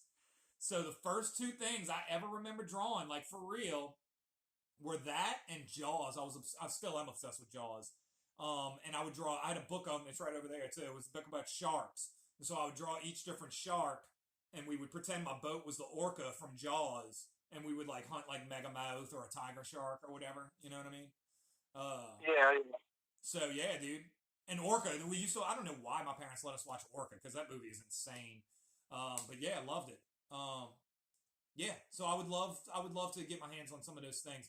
I know the guy that's doing Sectaurs right now, and I'm talking with him because I'm looking him up. I'm like, dude, who's got Sectaurs? And talked with him, and I might do some stuff with Sectaurs. Just for fun, just because I want to. I just like I said, I just want to have. There's a Nas. I like Nas, the rapper, and he has a song that I always correlate to the comic book industry, or you can correlate it to comics, or you can correlate it to anything you're doing, if you're doing music, whatever. And it's called Carry On Tradition. Remember in the early 2000s, all the rappers were like, "Oh, bro, I'm the king of New York. I'm the king of New York." And he came out with a song, and it's just like, dude, stop trying to be the king, stop trying to be the boss, and just carry on tradition. Just pass on the torch, give it to the next generation. So that's how I feel about Ghostbusters. Very strongly with Ghostbusters about that. And yeah, I would love to do that for something lesser known. Bionic 6 is a prime example. You, Travis, and I all love Bionic 6. We all think it's unbelievable. And I think it came out, it was just wrong time, you know? It was just a wrong time for something like that. I think it also came on too early, you know, because like don't do it, But it had one of the best theme songs ever, you know, easy. Are you really trying to stop me from? You trying to stop me from singing the Bionic? Because you've been singing G.I. Joe every time we go on a break, so and it's horrible, y'all. It's the worst. Nobody wants to hear it. They want to hear about that as much as they want to hear about my chicken and meat and broccoli at night, which I don't. I'm gonna make cookies. I'll probably make cookies tonight, later on. But yeah. So yeah, Bionic 6. God, man, that was such a good show. Yeah, 80s were just littered with it, and it's just not like today. I don't know if you could name. It wasn't this mad dash for cartoons and toys. It's just unbelievable. The stuff that Kenner was putting out, unbelievable, man. Unbelievable, the concepts. I follow. There's a lot of guys that I follow on Instagram that I've become friends with that have either have the model sheets from the real Ghostbusters cartoon show, or they have unused designs from Kenner, from the Kenner toys. And a lot of times, like, I don't know if it is within reach. So, for example, like Ghostbusters Crossing Over #8, all this stuff down here, all these vehicles were unused Kenner toys. And I was like, man, how cool would that be to throw them in a cover? And in a weird way, it's kind of like giving them life. You know what I mean? Like these concepts that were never seen. So there's another one with Egon's Lab, where I put Egon's Lab on the cover, and the guys that are really into this kind of stuff eat it up. But yeah, I always want to sneak that stuff in there, and that is carrying on tradition. So you're taking what these other great artists and great designers came up with, and you were never going to see that motorcycle with sidecar in a store. So at least you get to see it on the cover, you know? Or Egon's Lab. Incredible. I love stuff like that. Love it. God, that's one of my passions. It really is. It's crazy. But ask me another question. What else you got? I'm kind of out of steam, man. We're almost at 8:30. We've been doing this for like an hour and a half. All right. I mean, I like it, dude. I like doing it. Now I'm warmed up. You know what I mean? Like once we got to the gardening, I was really into it. Why don't what are your top 5 artists ever? Okay. Personal. We're not doing all time list. Wait, we're not doing what? We're not doing an all time. We're not doing like, this dude's the best. Like yours, Bucks. Like your personal. Okay. Oh, that's a lot harder. Okay, do 3. Because I'm going Grummett. Tom Grummett's making my list. Wait. Personal? I thought you said not personal. No, personal. Personal list.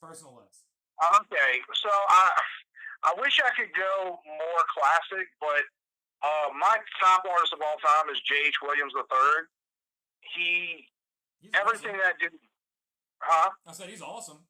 I met him once. I met him in Chicago once. He was dude. I thought he was rude, because he never lifted his head up at all while I was talking to him. He was working on commissions, and I was kind of like, dude. I was like, I don't know. I thought it was lame. But he gave me his card, and I emailed him a few times, and he was cool as hell. So I think he was just super focused on what he was doing. But we email corresponded. He was really, really cool dude. Super cool. All his stuff, I mean, he doesn't do a lot, but like just his, I mean, you know as an artist how long it takes just to draw a regular page, like let's say 4 or 5 panels. But like that dude's layouts alone have to take him like a, you know, so he's number 1. Number 2 for me is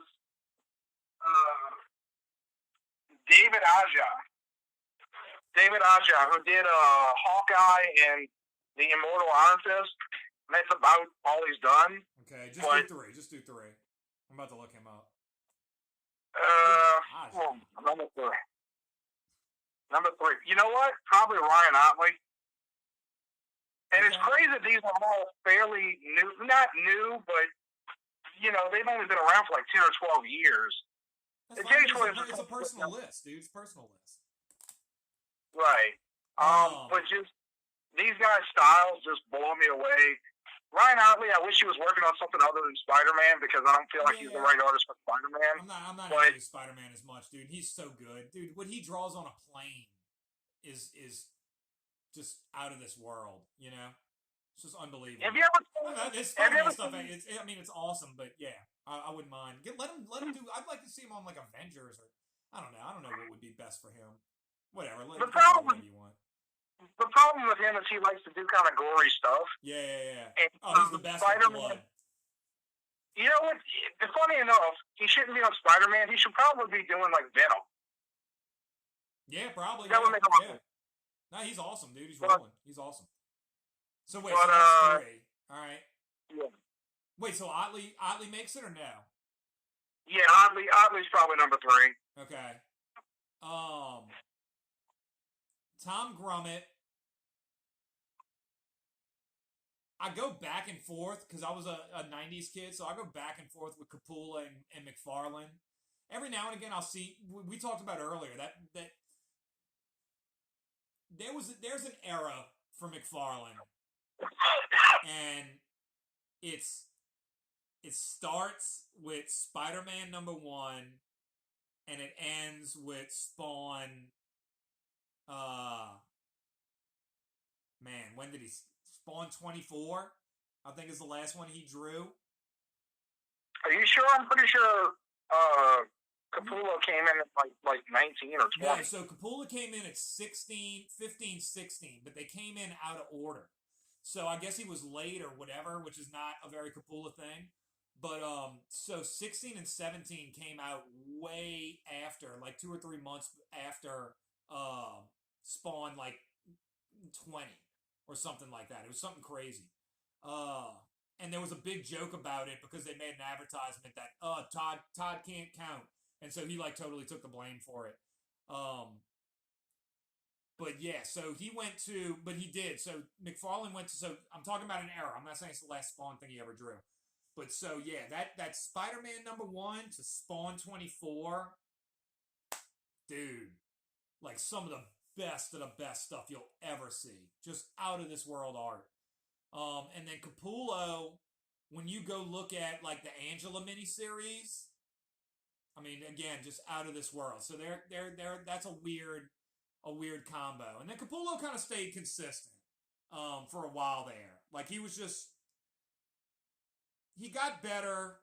McFarlane's inks on top of him. I think Danny Mickey inked the Angela miniseries, which is, again, still just stellar. Just stellar artwork. Some of the hottest chicks you'll ever see was in that Angela miniseries.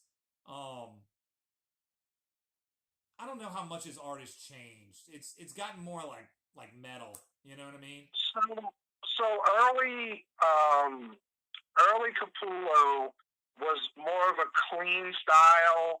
A little closer to it didn't look like it, but a little closer to like Mark Silvestri, Jim Lee. What are we talking about? We're talking about like X-Force, or we're talking about Spawn? We're talking about like Quasar and X-Force, and then the next thing he did was when he went to the Spawn universe, and I think what he took away from Todd McFarlane was to make things a little grittier, and I think that became his style for a long time. And then I think when he got to Batman, he kind of evened out everything to sort of like a hybrid between those two versions of himself. His style never changed that much. That's what I'm saying. It never really did.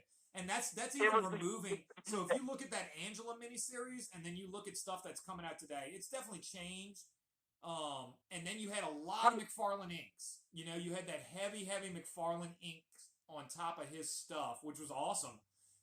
Dude, McFarlane as an inker is some of the best stuff, because when you look at what he would do with Rob Liefeld's covers on X-Force, dude. Not just cover, but they did that crossover.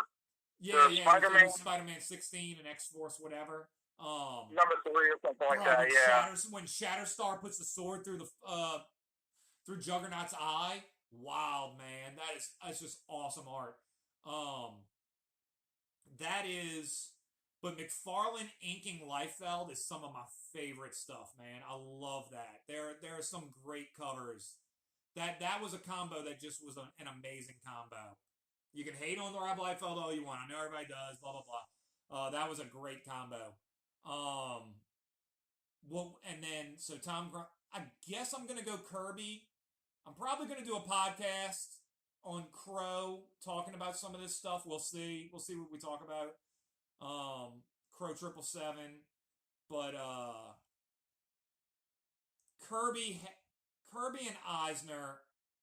Eisner, I think, is going to come in as another underrated artist, and it's Will Eisner. I know I'm talking about Will Eisner here. If you look at, and I'm looking at it right now, it was a book called The Name of the Game or something like that, where the 3 stories to check out. It's one is the story of the comic industry, where it's him going. It's so beautifully done. It's him going to an interview for a job drawing comics, and we're talking about like probably the 30s right now. And he gets his fortune read by a fortune teller, and then he just goes on to tell the early days of the comic book industry. And Bob Kane's in it, Jack Kirby's in it. It's just really, really great insight into at least his perspective of what went on in the comic book days. And everybody's names are changed. It's like Dragnet, but you know who everybody is, right? And then he does another one about his life, and it's just him growing up. To see, I've been saying this for a long time. I've been saying this forever. Comics is a genre. Superheroes are a genre that took over a medium. And some of the best comics I've ever read are these comics that I'm talking about now. They have nothing to do with superheroes. They have nothing to do with any of that kind of stuff. So I think I would like to see more of that moving forward. Not like super sappy, like horrible stuff, but like they do, or like political stuff, which I'm not a fan of. This was just his life, and it was him growing up, and it was him growing up as like a kid in New York, and it was him on a train heading out to World War II, and he's just looking out the window and reminiscing about his life, and it's just unbelievable. It's so good. And did you ever read? Huh? Did you ever read Steven Seagal's "It's a Bird" from Vertigo? No, I sure didn't. Never even heard of it. Steven Seagal was a guy who wrote Superman in the late 90s, early 2000s, something like that. Any relation or no? No, no, just a coincidence. Okay. Different type of Seagal, F-E-A-G-L-E. Okay. But basically, like the editor at the time went to him. I was like, "I want you to write Superman." He was like, "No, I can't get into that. Like, it's like I don't understand Superman. I can't wrap my head around it because he's invulnerable." And so "It's a Bird" is the story of him. It's technically the story of him writing Superman, but it's actually about him finding out things about his family and this chronic illness, I think it was, and the shame involved. And it's just this beautiful story, very sad, about vulnerability told through the eyes of literally of a guy being asked to write about the world's strongest man. Oh, that's beautiful. That's great. That's great. So okay, now we got it, Buck. When we go into the best stories we ever read in comics, none of us are going to bring up. I mean, there might be some cool ones. I think we were in agreement with that Ultimate X-Men issue, even though neither of us are Bendis fans necessarily. You know which one I'm talking about, huh? No. I think it's you, dude. It's going to be you. It's got to be you. There's an Ultimate X-Men issue where like some kid wakes up and he like walks downstairs and he's like, "Hey mom, hey dad," and they're not there. And then he goes to like the bus stop and like no kids are at the bus stop and the bus like never shows up, and you know, he never sees any people. The story just continues, that he just never sees anybody. And then he goes and ends up in a cave for some reason, which there are so many allegories about caves, but he ends up in a cave and Wolverine shows up. And Wolverine sits down with him and he hands him a beer. And the dude is like a high school kid. And he hands him a beer and they start like cutting, they start talking. And the kid like starts crying or whatever. And Wolverine's telling him like, you're a mutant. And it ends up that his mutant power is that anybody that's around him just like dies and evaporates. So he killed like his family and all his friends and his whole neighborhood. And Wolverine came to see him in that cave, obviously because of the healing factor, and he had to kill him. And that's why he like gave him the beer and like hung out with him and stuff like that. Dude, it was wild. It was the best thing I ever read from Bendis, bro. Best thing I ever read. And it was just awesome, dude. I don't want to say that because there's a lot of stuff I read by him that was good, but I'm not one of those. I'm not one of those dudes, I'm a fan of older Bendis, not really anything new. Would this be older Bendis, Ultimate X-Men? Oh yeah, this was the thing about Bendis, and not to get too much of a tangent in this because I think you were going somewhere, but the thing about Bendis is there's certain writers that do very well with their own stuff. But then when it comes to writing other people's properties, they want to do their own thing and put their mark on it. And then it messes it up. Like Tom King, great writer, when he's writing like stuff that doesn't involve, beloved properties, But then the second he gets hold of like Batman, he's like, yeah, Catwoman's going to get pregnant and Alfred's going to die and, Wally West is the villain. Like, people don't want that, That's what I'm talking about. It's not. And here's the thing, dude. So remember earlier I was talking about being the drawing Ghostbusters as a championship you can't take away. And I'm like, nah, you got to drop the ego, bro. You can't be like that. Dude, that's the same thing that this is, bro. Like, don't carry on tradition, dude. This isn't about you. This isn't about you. So don't go and destroy something that's been around for almost 100 years because you want to make your mark on something. You know what I mean, dude? And if you're not smart enough, if you're not clever enough to tell a Batman story without showing his weenus, you know what I mean, dude? Like, then get out of here, bro. Get out. And yeah, man, I take a lot of offense to that, big time. Some of the stuff that they've done lately, like I don't want to keep it positive, but you know what I'm talking about. We all know what I'm talking about. We all know. But yeah, some of the best stories, were not the beat 'em up superhero stuff. It was always like the stuff that hit you, that touched you. Another example, and this isn't a story as much, but I love Tom Grummett and Tim Drake, who we both agree on this was one of my favorite characters ever, and definitely the best Robin, right? He's our Robin. As much as I love Dick Grayson, Tim Drake is our Robin, and Tim Drake is our POV character for comics. He is the nerdy comic book type kid who ends up being like. But he wasn't he wasn't that nerdy though. Remember, he had that cute like little Greek girl he was dating in the beginning. Right, but he was still like Italian. She was Italian. But yeah, and then he had the spoiler, like so he. But he was like a bookworm, you know what I mean? Right. He was a computer nerd, yeah. Well, anyway, so this was another one that was a big one for me. So again, you're a young kid, and this was the community that was there in comics between editors and artists and writers and the young men that were reading it in the 90s. There's an issue, I wish I could remember, it's going to be early, where in the back of the book, a kid writes a letter about just being shy. And the editor writes like this beautiful, like, just like a big brother, big kid, I've been there kind of thing. And man, I remember rereading that like 3 or 4 times in my life, and it was just awesome, dude. And it was from the letters page in a comic book, which you'll never see that again. You're never gonna see a letters page again. It was beautiful, man, and it was just all about how like don't be shy to go like talk to a girl, and it was just a thing about confidence. And this was in the back of a Robin book, so you got to imagine it's going to be usually like young men. Definitely, I mean, definitely going to be male driven in the '90s, and definitely going to be reading Robin. You're going to be like a teenager, and yeah, man, it was great. So you had that was something that stuck out for me. That would be one of the major things that stuck out for me in the comics reading up would be not the book.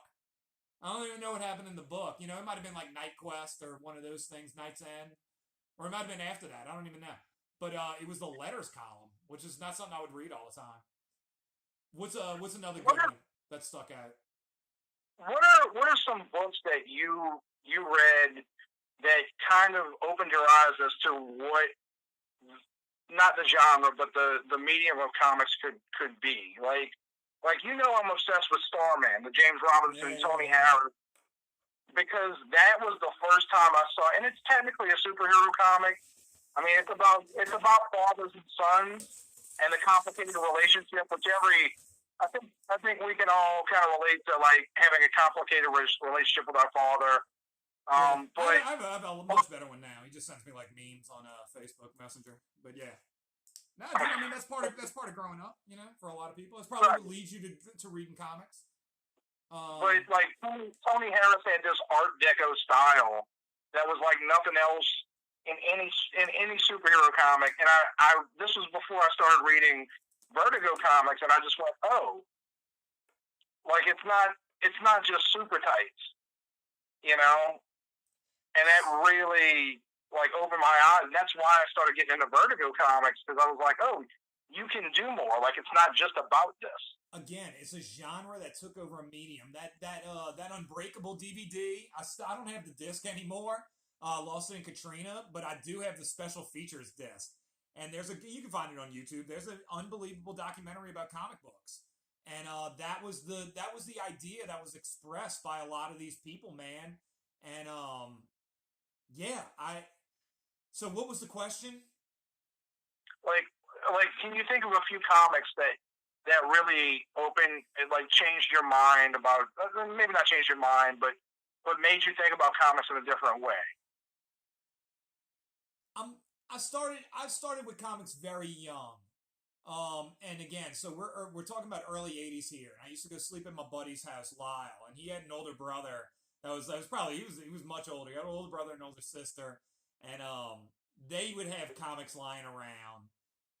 And I just remember thinking it was so cool, dude. Like it was just because he was cool, and like that made the comics like really cool. And then I just happened to be able to draw, and it snowballed. And I've been lucky that, and I don't even think it was lucky, but I've just been blessed that I've come across a lot of comics that made a difference in my life early. Dude, I got Dark Knight Returns young. And you can say whatever you want about Frank Miller stuff later years, but dude, that was a kick in the you know what. As a kid, reading that as a kid, dude, that rocked my world, man. Like you wouldn't believe. When I read Watchmen, it's cliche, but I mean, dude, it's so above and beyond what anybody else is doing. Both of these books come out, and dude, that's the most cliche answer ever. I'd rather stick with the Will Eisner stuff, but yeah, what was that? 84, 85. These series both come out, and I think 85, 86, 85, but yeah, roughly. Dude, just what is even touched that? What is even in comparison? Lock and Key is great. No hate. I can't deny Lock and Key's how awesome that is. Duncan. I mean, in my opinion, Planetary, but that's for me personally. I know you're big into that. Well, I'll give you one that really blew my mind. Where I've told people this before. Like at the end of that book, like I literally cried. Right. It's called I Kill Giants, and it is an amazing book. It's about a little girl who's very weird, very precocious, who people ask her about herself, and she's like, "I kill giants." And so the other kids in school think she's a weirdo and all this. And I don't want to get into it Yeah, no, too I'm much interested. because I'll borrow it if you got it. I'll give it to you. It is literally one of my top 5 books ever, and it is a very personal tale. I can't think of the That's writer's what I'm name saying, offhand. dude. That's what I'm saying, bro. Because it's all these stories that were finish your thought. Well, no, it's just when I got through reading this, and there's a fantasy element to it. There's an adventure element to it. It's a little girl, kind of cosplaying, not really, but in that milieu. But at the end of the day, it's a story that cuts the heart of being a human being, and I literally cried multiple times reading this book. It is, books like that, Midnight Nation, written by another guy that we both love, J. Michael Straczynski. Those 2 books are 2 of my favorite books, and at the end of them, I remember reading both, individually, obviously, the writer saying, like, "This is a story I've been trying to tell for 20 years. This might not be my biggest work. This might not be my best work, but this is the work that means most something to me." I hate the word art. That's art. You know what I mean? Like that's, I don't know. Well, when you create, look, I mean, not anybody can just create a superhero that takes off. That's very hard, but sometimes it happens, sometimes it doesn't. But when you create something that means something to you, that is art. It does, because if it means something to you, the odds are maybe it's not everybody, but somewhere out there's somebody else who feels that way. And that's when you do that as a comic book, it proves that comic books they're not just like kiddie stuff. It can be, and they can be fun, and they can have superheroes and all that, but it can also really change. I mean, think about it's like the medium. It's the medium that the same thing could be said about music or whatever. It could be pop garbage, or it could just be like, I don't know, dude. I'm obsessed with like Gunner's Dream and Pink Floyd stuff right now. Like it could just be something beautiful or whatever, But what happens is comics. See, I think all this is good. Third time I'm gonna say it. I'm not gonna say it again tonight. Blessing in disguise. I think all this COVID stuff is good because it's forcing an industry that didn't make sense anymore. The model didn't make sense. The way it was run definitely was just craziness. It's gonna force it to, like a butterfly, metamorphosize into something else. And I think when that happens, if it becomes what it should be, an indie takeover, I think you're gonna see more. The good stuff is going to rise to the top. And I would like to see more stuff that's not just like, again, best example is the Batman thing that happened, or some of the other like just nonsense that they pull. I would like to see more heart-driven stories where, dude, I want to be moved. I want to read a comic and move. Dude, we're talking about a letter column that moved me as a kid, that changed me. A letter column. And we lost that. We lost all that in comics, man. There's some great Ghostbuster stuff. I'm not trying to be a homer now. I think Mass Hysteria I had nothing to do with. I thought that was really good. I thought that was outstanding. But yeah, man, I want to. Yeah, I think might be wrong. Maybe we're about to have I think we may have a renaissance. I don't know. But I think this needed to happen, and it sucks for the comic book shops. It sucks for the direct market. But you may get to see more of the stuff that we're talking about here.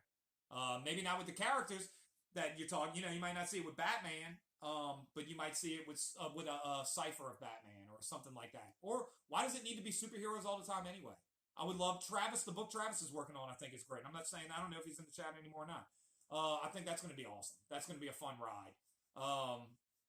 Yeah, the story that I want to tell next with Tales from the Occult Bookstore. It's not about an occult bookstore. That stuff's going to be part of it, but it's going to be about this relationship or non-relationship that I was in.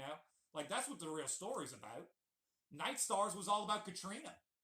Dude, true story. Do you know this or no? Have I told you this? Yeah, you told me that. Yeah, man. Night Stars is all about Hurricane Katrina, dude. You're never gonna figure that out reading the book.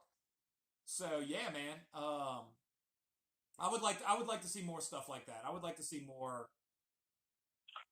some with some heart to it. It doesn't have to be Yeah, sappy. It just a little more. yeah, no, I mean, look, there's room for everything, but there should be room for everything. It shouldn't be just this or just that. Like Or just like there I should hate be Trump or more. whatever. Whatever they're doing right now. Like stop, dude. Just give me and also do something that is long lasting. You know what I mean, dude? If you want to just do some soapbox current event thing every month, whatever, dude. But You we're know, still talking about Watchmen and Dark Knight Returns. You know, we're still talking and about the stuff that Will Eisner did. that's the kind of the underside of like the legacy of things like Dark Knight Returns and Watchmen is in the last 15 to 20 years, so many writers have been inspired by those stories and tried to do their versions of it. And like the comics industry became largely like postmodern takes on things and right. deconstructive takes. And some of them are good, you know, but there's way too much of it. One of my favorite books of the last 20 years is Next Wave, Warren Ellis and Stuart Eminem, who I know you're also a Stuart fan of. Eminem is a beast, man. Yeah. Um, and but the reason Next Wave is still resonant for me is because it strips everything away. It's just like let's just tell a fun action story involving these characters that you kind of know, like Machine Man and Right. Monica Rambeau and Boom Boom from X Force, and just have fun I with it. like And Boom it's Boom. such a fun book. And Stuart Eminem was at the top of his game when he was drawing this, and it's just dude, that book came out same time as Civil War. So what was that, 2009? So over 10 years ago. Still one of my favorite Marvel books ever because it was fun and that like there's room for both. There is. I mean, dude, obviously, but that's what I'm saying is like, so you can't do some of this stuff within the current system. Like we were talking about at the very, very beginning of this, dude. Like getting a book out there, you can't do this within the current climate, within the current system, and that's why I'm saying it might end up working out the best for everybody. Is because you basically just level the playing field, and what's good is good. I mean, I'm sure it'll be corrupted again at some point. They'll figure out a way to screw it up and corrupt it like they do with everything. But it might be the Wild West for a while there, man, where you just go to town, dude. You putting out cool books, people pick it up or whatever, and then again, they'll figure out how to rig the system, the controllers. But right now, or previous to this, dude, you have to get through so many editors and so many legal people and all blah blah blah blah blah to get a story out, dude, that you're just never gonna get some cool stuff. And then Okay, but people you that are use super talented, like a Warren Ellis, they find a way to kind of weave it in there in the mix. And dude, there's so many talented people in comics. But he's yeah, about comic books actually. He's writing Castlevania on Netflix. awesome. But Well, that's also too because it's not sustainable, man. That's the NBA was paying more than comics, no doubt, oh dude. yeah. Dude, K Swiss. You know what I mean? Like all these, dude, stuff. I do stuff for advertising. Way more money in advertising, like night and day. But the love, my heart is in comics. My heart is with those characters I grew up with, or whatever the people that made a difference in my life. So yeah, man. I'm just seeing Travis's comment, and he's right, dude. Modern comics need more escapism and one and done stories. Again, right. so back in the day, you had to come out with a book a month, and that's how things were digested then. We don't live in that world anymore, dude. When I never watched it, but when Tiger King comes on, you're not watching one episode this week and then one episode next week. It's you get it right now. You want it right now. So comics, you can't do single issues anymore. That's insane. It's ridiculous. And the idea, the concept of that and how it kept going for this long is unbelievable, dude. Just do Batman, whatever, Batman Dark Rage or what, just make something up and just be done. Trade paperback, get in, get out. One book, in and out. So that absolutely, that model doesn't work anymore. You have to have one. I don't buy a. I've said this for so many years now. I don't buy a CD and then just listen to one song a week. All right, well, I guess this week I'll listen to track 1 on Spotify, and next week maybe track 2 will come out. Like, dude, you just jam it out, dude. So yeah, that model is insane.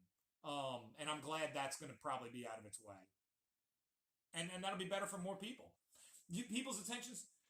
Here's something else that, again, not a political statement, but your boy Zach said, dude, that it takes like so many days for you to stop an addiction, and with this whole COVID situation, how many people, dude, you're hanging on by a lifeline as it is, as a comic shop, as a comic fan, you're barely hanging in there. Now you're not going to have it for a few months. How many people are going to go back? How many people are just going to discover something else? I don't know. Well, I don't have all these answers, but you got to imagine that a lot of habits are going to be broken, and a lot of people that were just doing it because they've been doing it for so many years, they might be out, bro. Or they might be going to Indiegogo and Kickstarter. They might be buying a Spawn toy. Might be buying whatever. I don't know. Whatever. I don't know what people are putting out.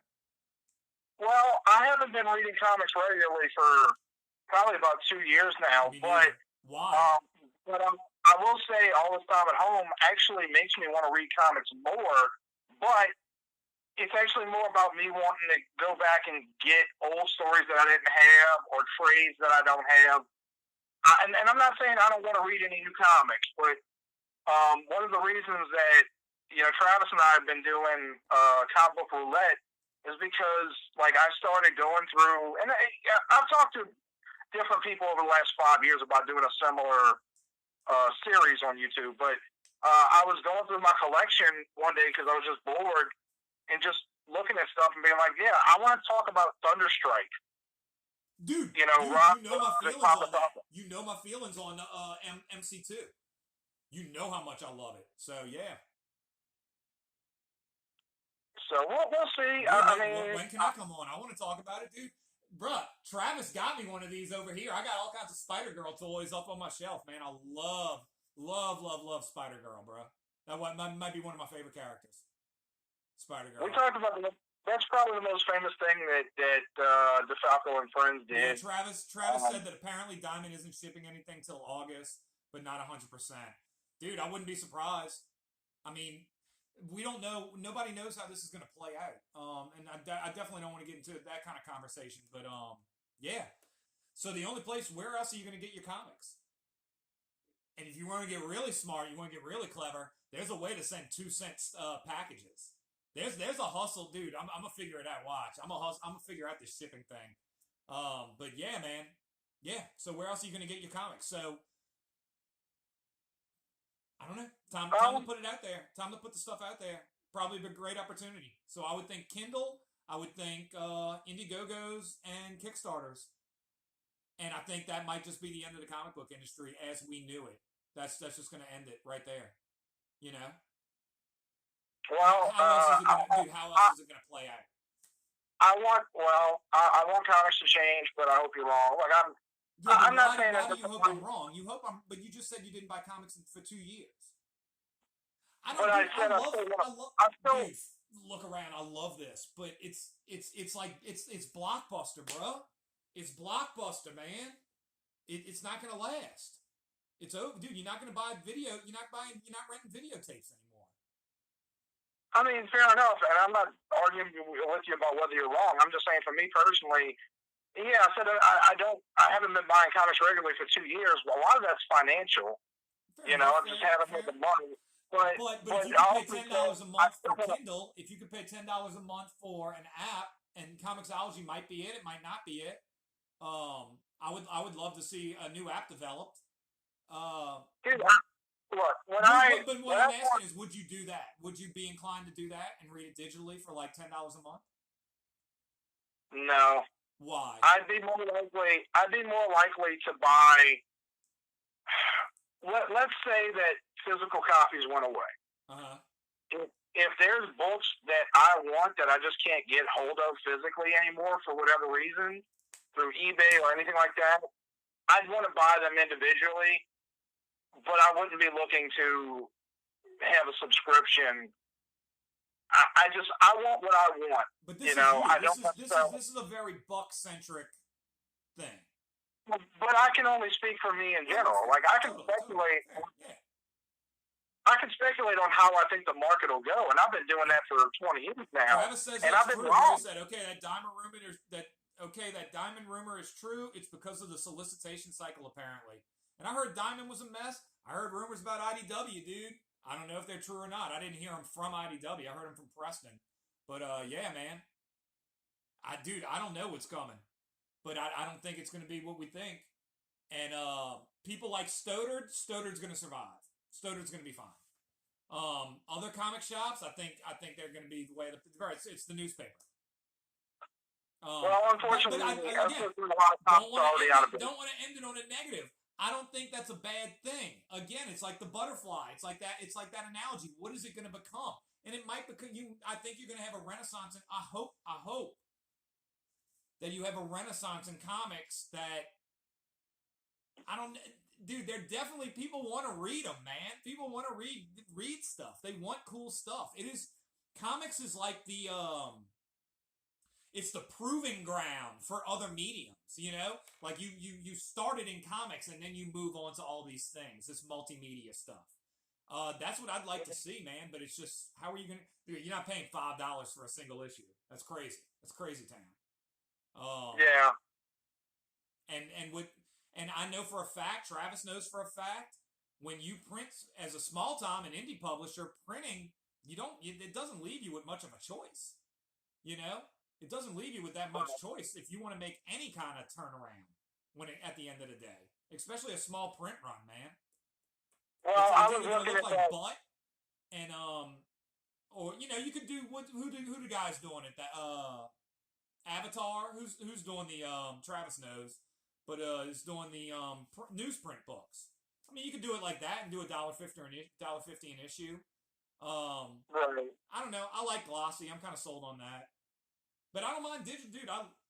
I love sitting there. When I was doing Marvel Unlimited and I discovered Spider-Girl, dude, I would read like 10 comics a day. When I was getting into all that MC2 universe, it was insane. I was just engulfing. I would just stop in the middle of the day and just read comics. It was crazy, man. So the ability to get content. Oh yeah. I was just gonna go for 5 more minutes, John. Absolutely. I was giving you till 9, but yeah. You got any? That's and this is a perfect way to end it too. Anyway, is the future of comics. So what would be, like, very quickly, Buck? What do you see as the future? I just kind of said mine. Alterna Press is doing. Thank you again, Travis.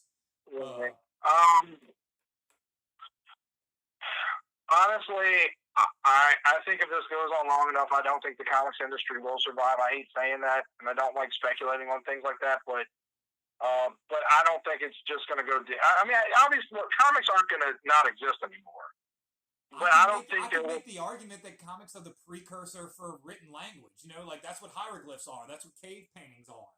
You know, they're telling the hunt. They're telling, the Book of the Dead, whatever. So I think the industry is dead. I think the industry is probably going to die, and it's probably not horrible. Well, yeah, that's what I was going to say. Right. Is that comic books will still exist. People will still make comics. Disney and Warner Brothers, assuming they still have money, will produce Batman or Spider-Man or whatever, but there won't be an industry anymore. And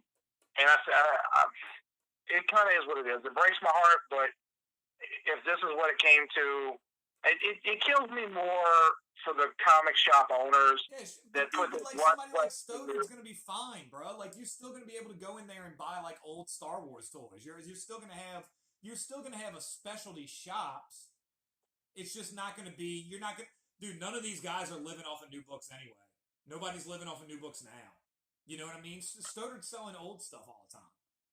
I go in there. I don't go to his shop to pick up the new issue of Batman. Like, I go in there to grab like some random.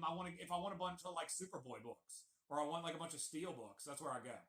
So That's why we're a good combo, bro. Because I look at it as a much more half glass full person. So I think it's awesome. I think it's gonna be great. I think this opens up people like John, people like Travis, people like myself, Preston, dude. You just got an open slate. You just got a clean playing field, man, to go against the big dogs, to go against everybody. So what you got? You know who's good? Who's got it? That's how I see it. I think it's awesome. So that is my game plan. I have Night Stars on Kindle right now. I'll probably start doing advertising Monday morning, and I'll probably do an Indiegogo for Tales from the Occult Bookstore. And Travis, what's the name? You want to tell the name of your book? Because I think that's going to be a hit too. And I think it's called Welcome to Spooky. Yeah. Oh wait, are you talking about Rock World? no, yeah, maybe it's on him which one he wants to pump. But yeah, good buddy of ours, Travis. He's working on Arc World whenever that comes out. But he's working on a public project himself, which looks awesome. It needs to be more dynamic, like the way he draws. But it looks great. It looks great, man. It's a great concept. So yeah, I think the future's bright, in my opinion. And it's 8:59, dude. I guess we can call it on that one, bro. I've been drinking water, so I gotta go anyway. You got Yeah, anything else to actually. say, Buck? Go check out Lightning Culture on YouTube. Plenty of good content. All right, and I don't know. Peace. I'll see y'all later. I'm signing out. Now y'all get to watch me sign out. I was gonna restart. All right.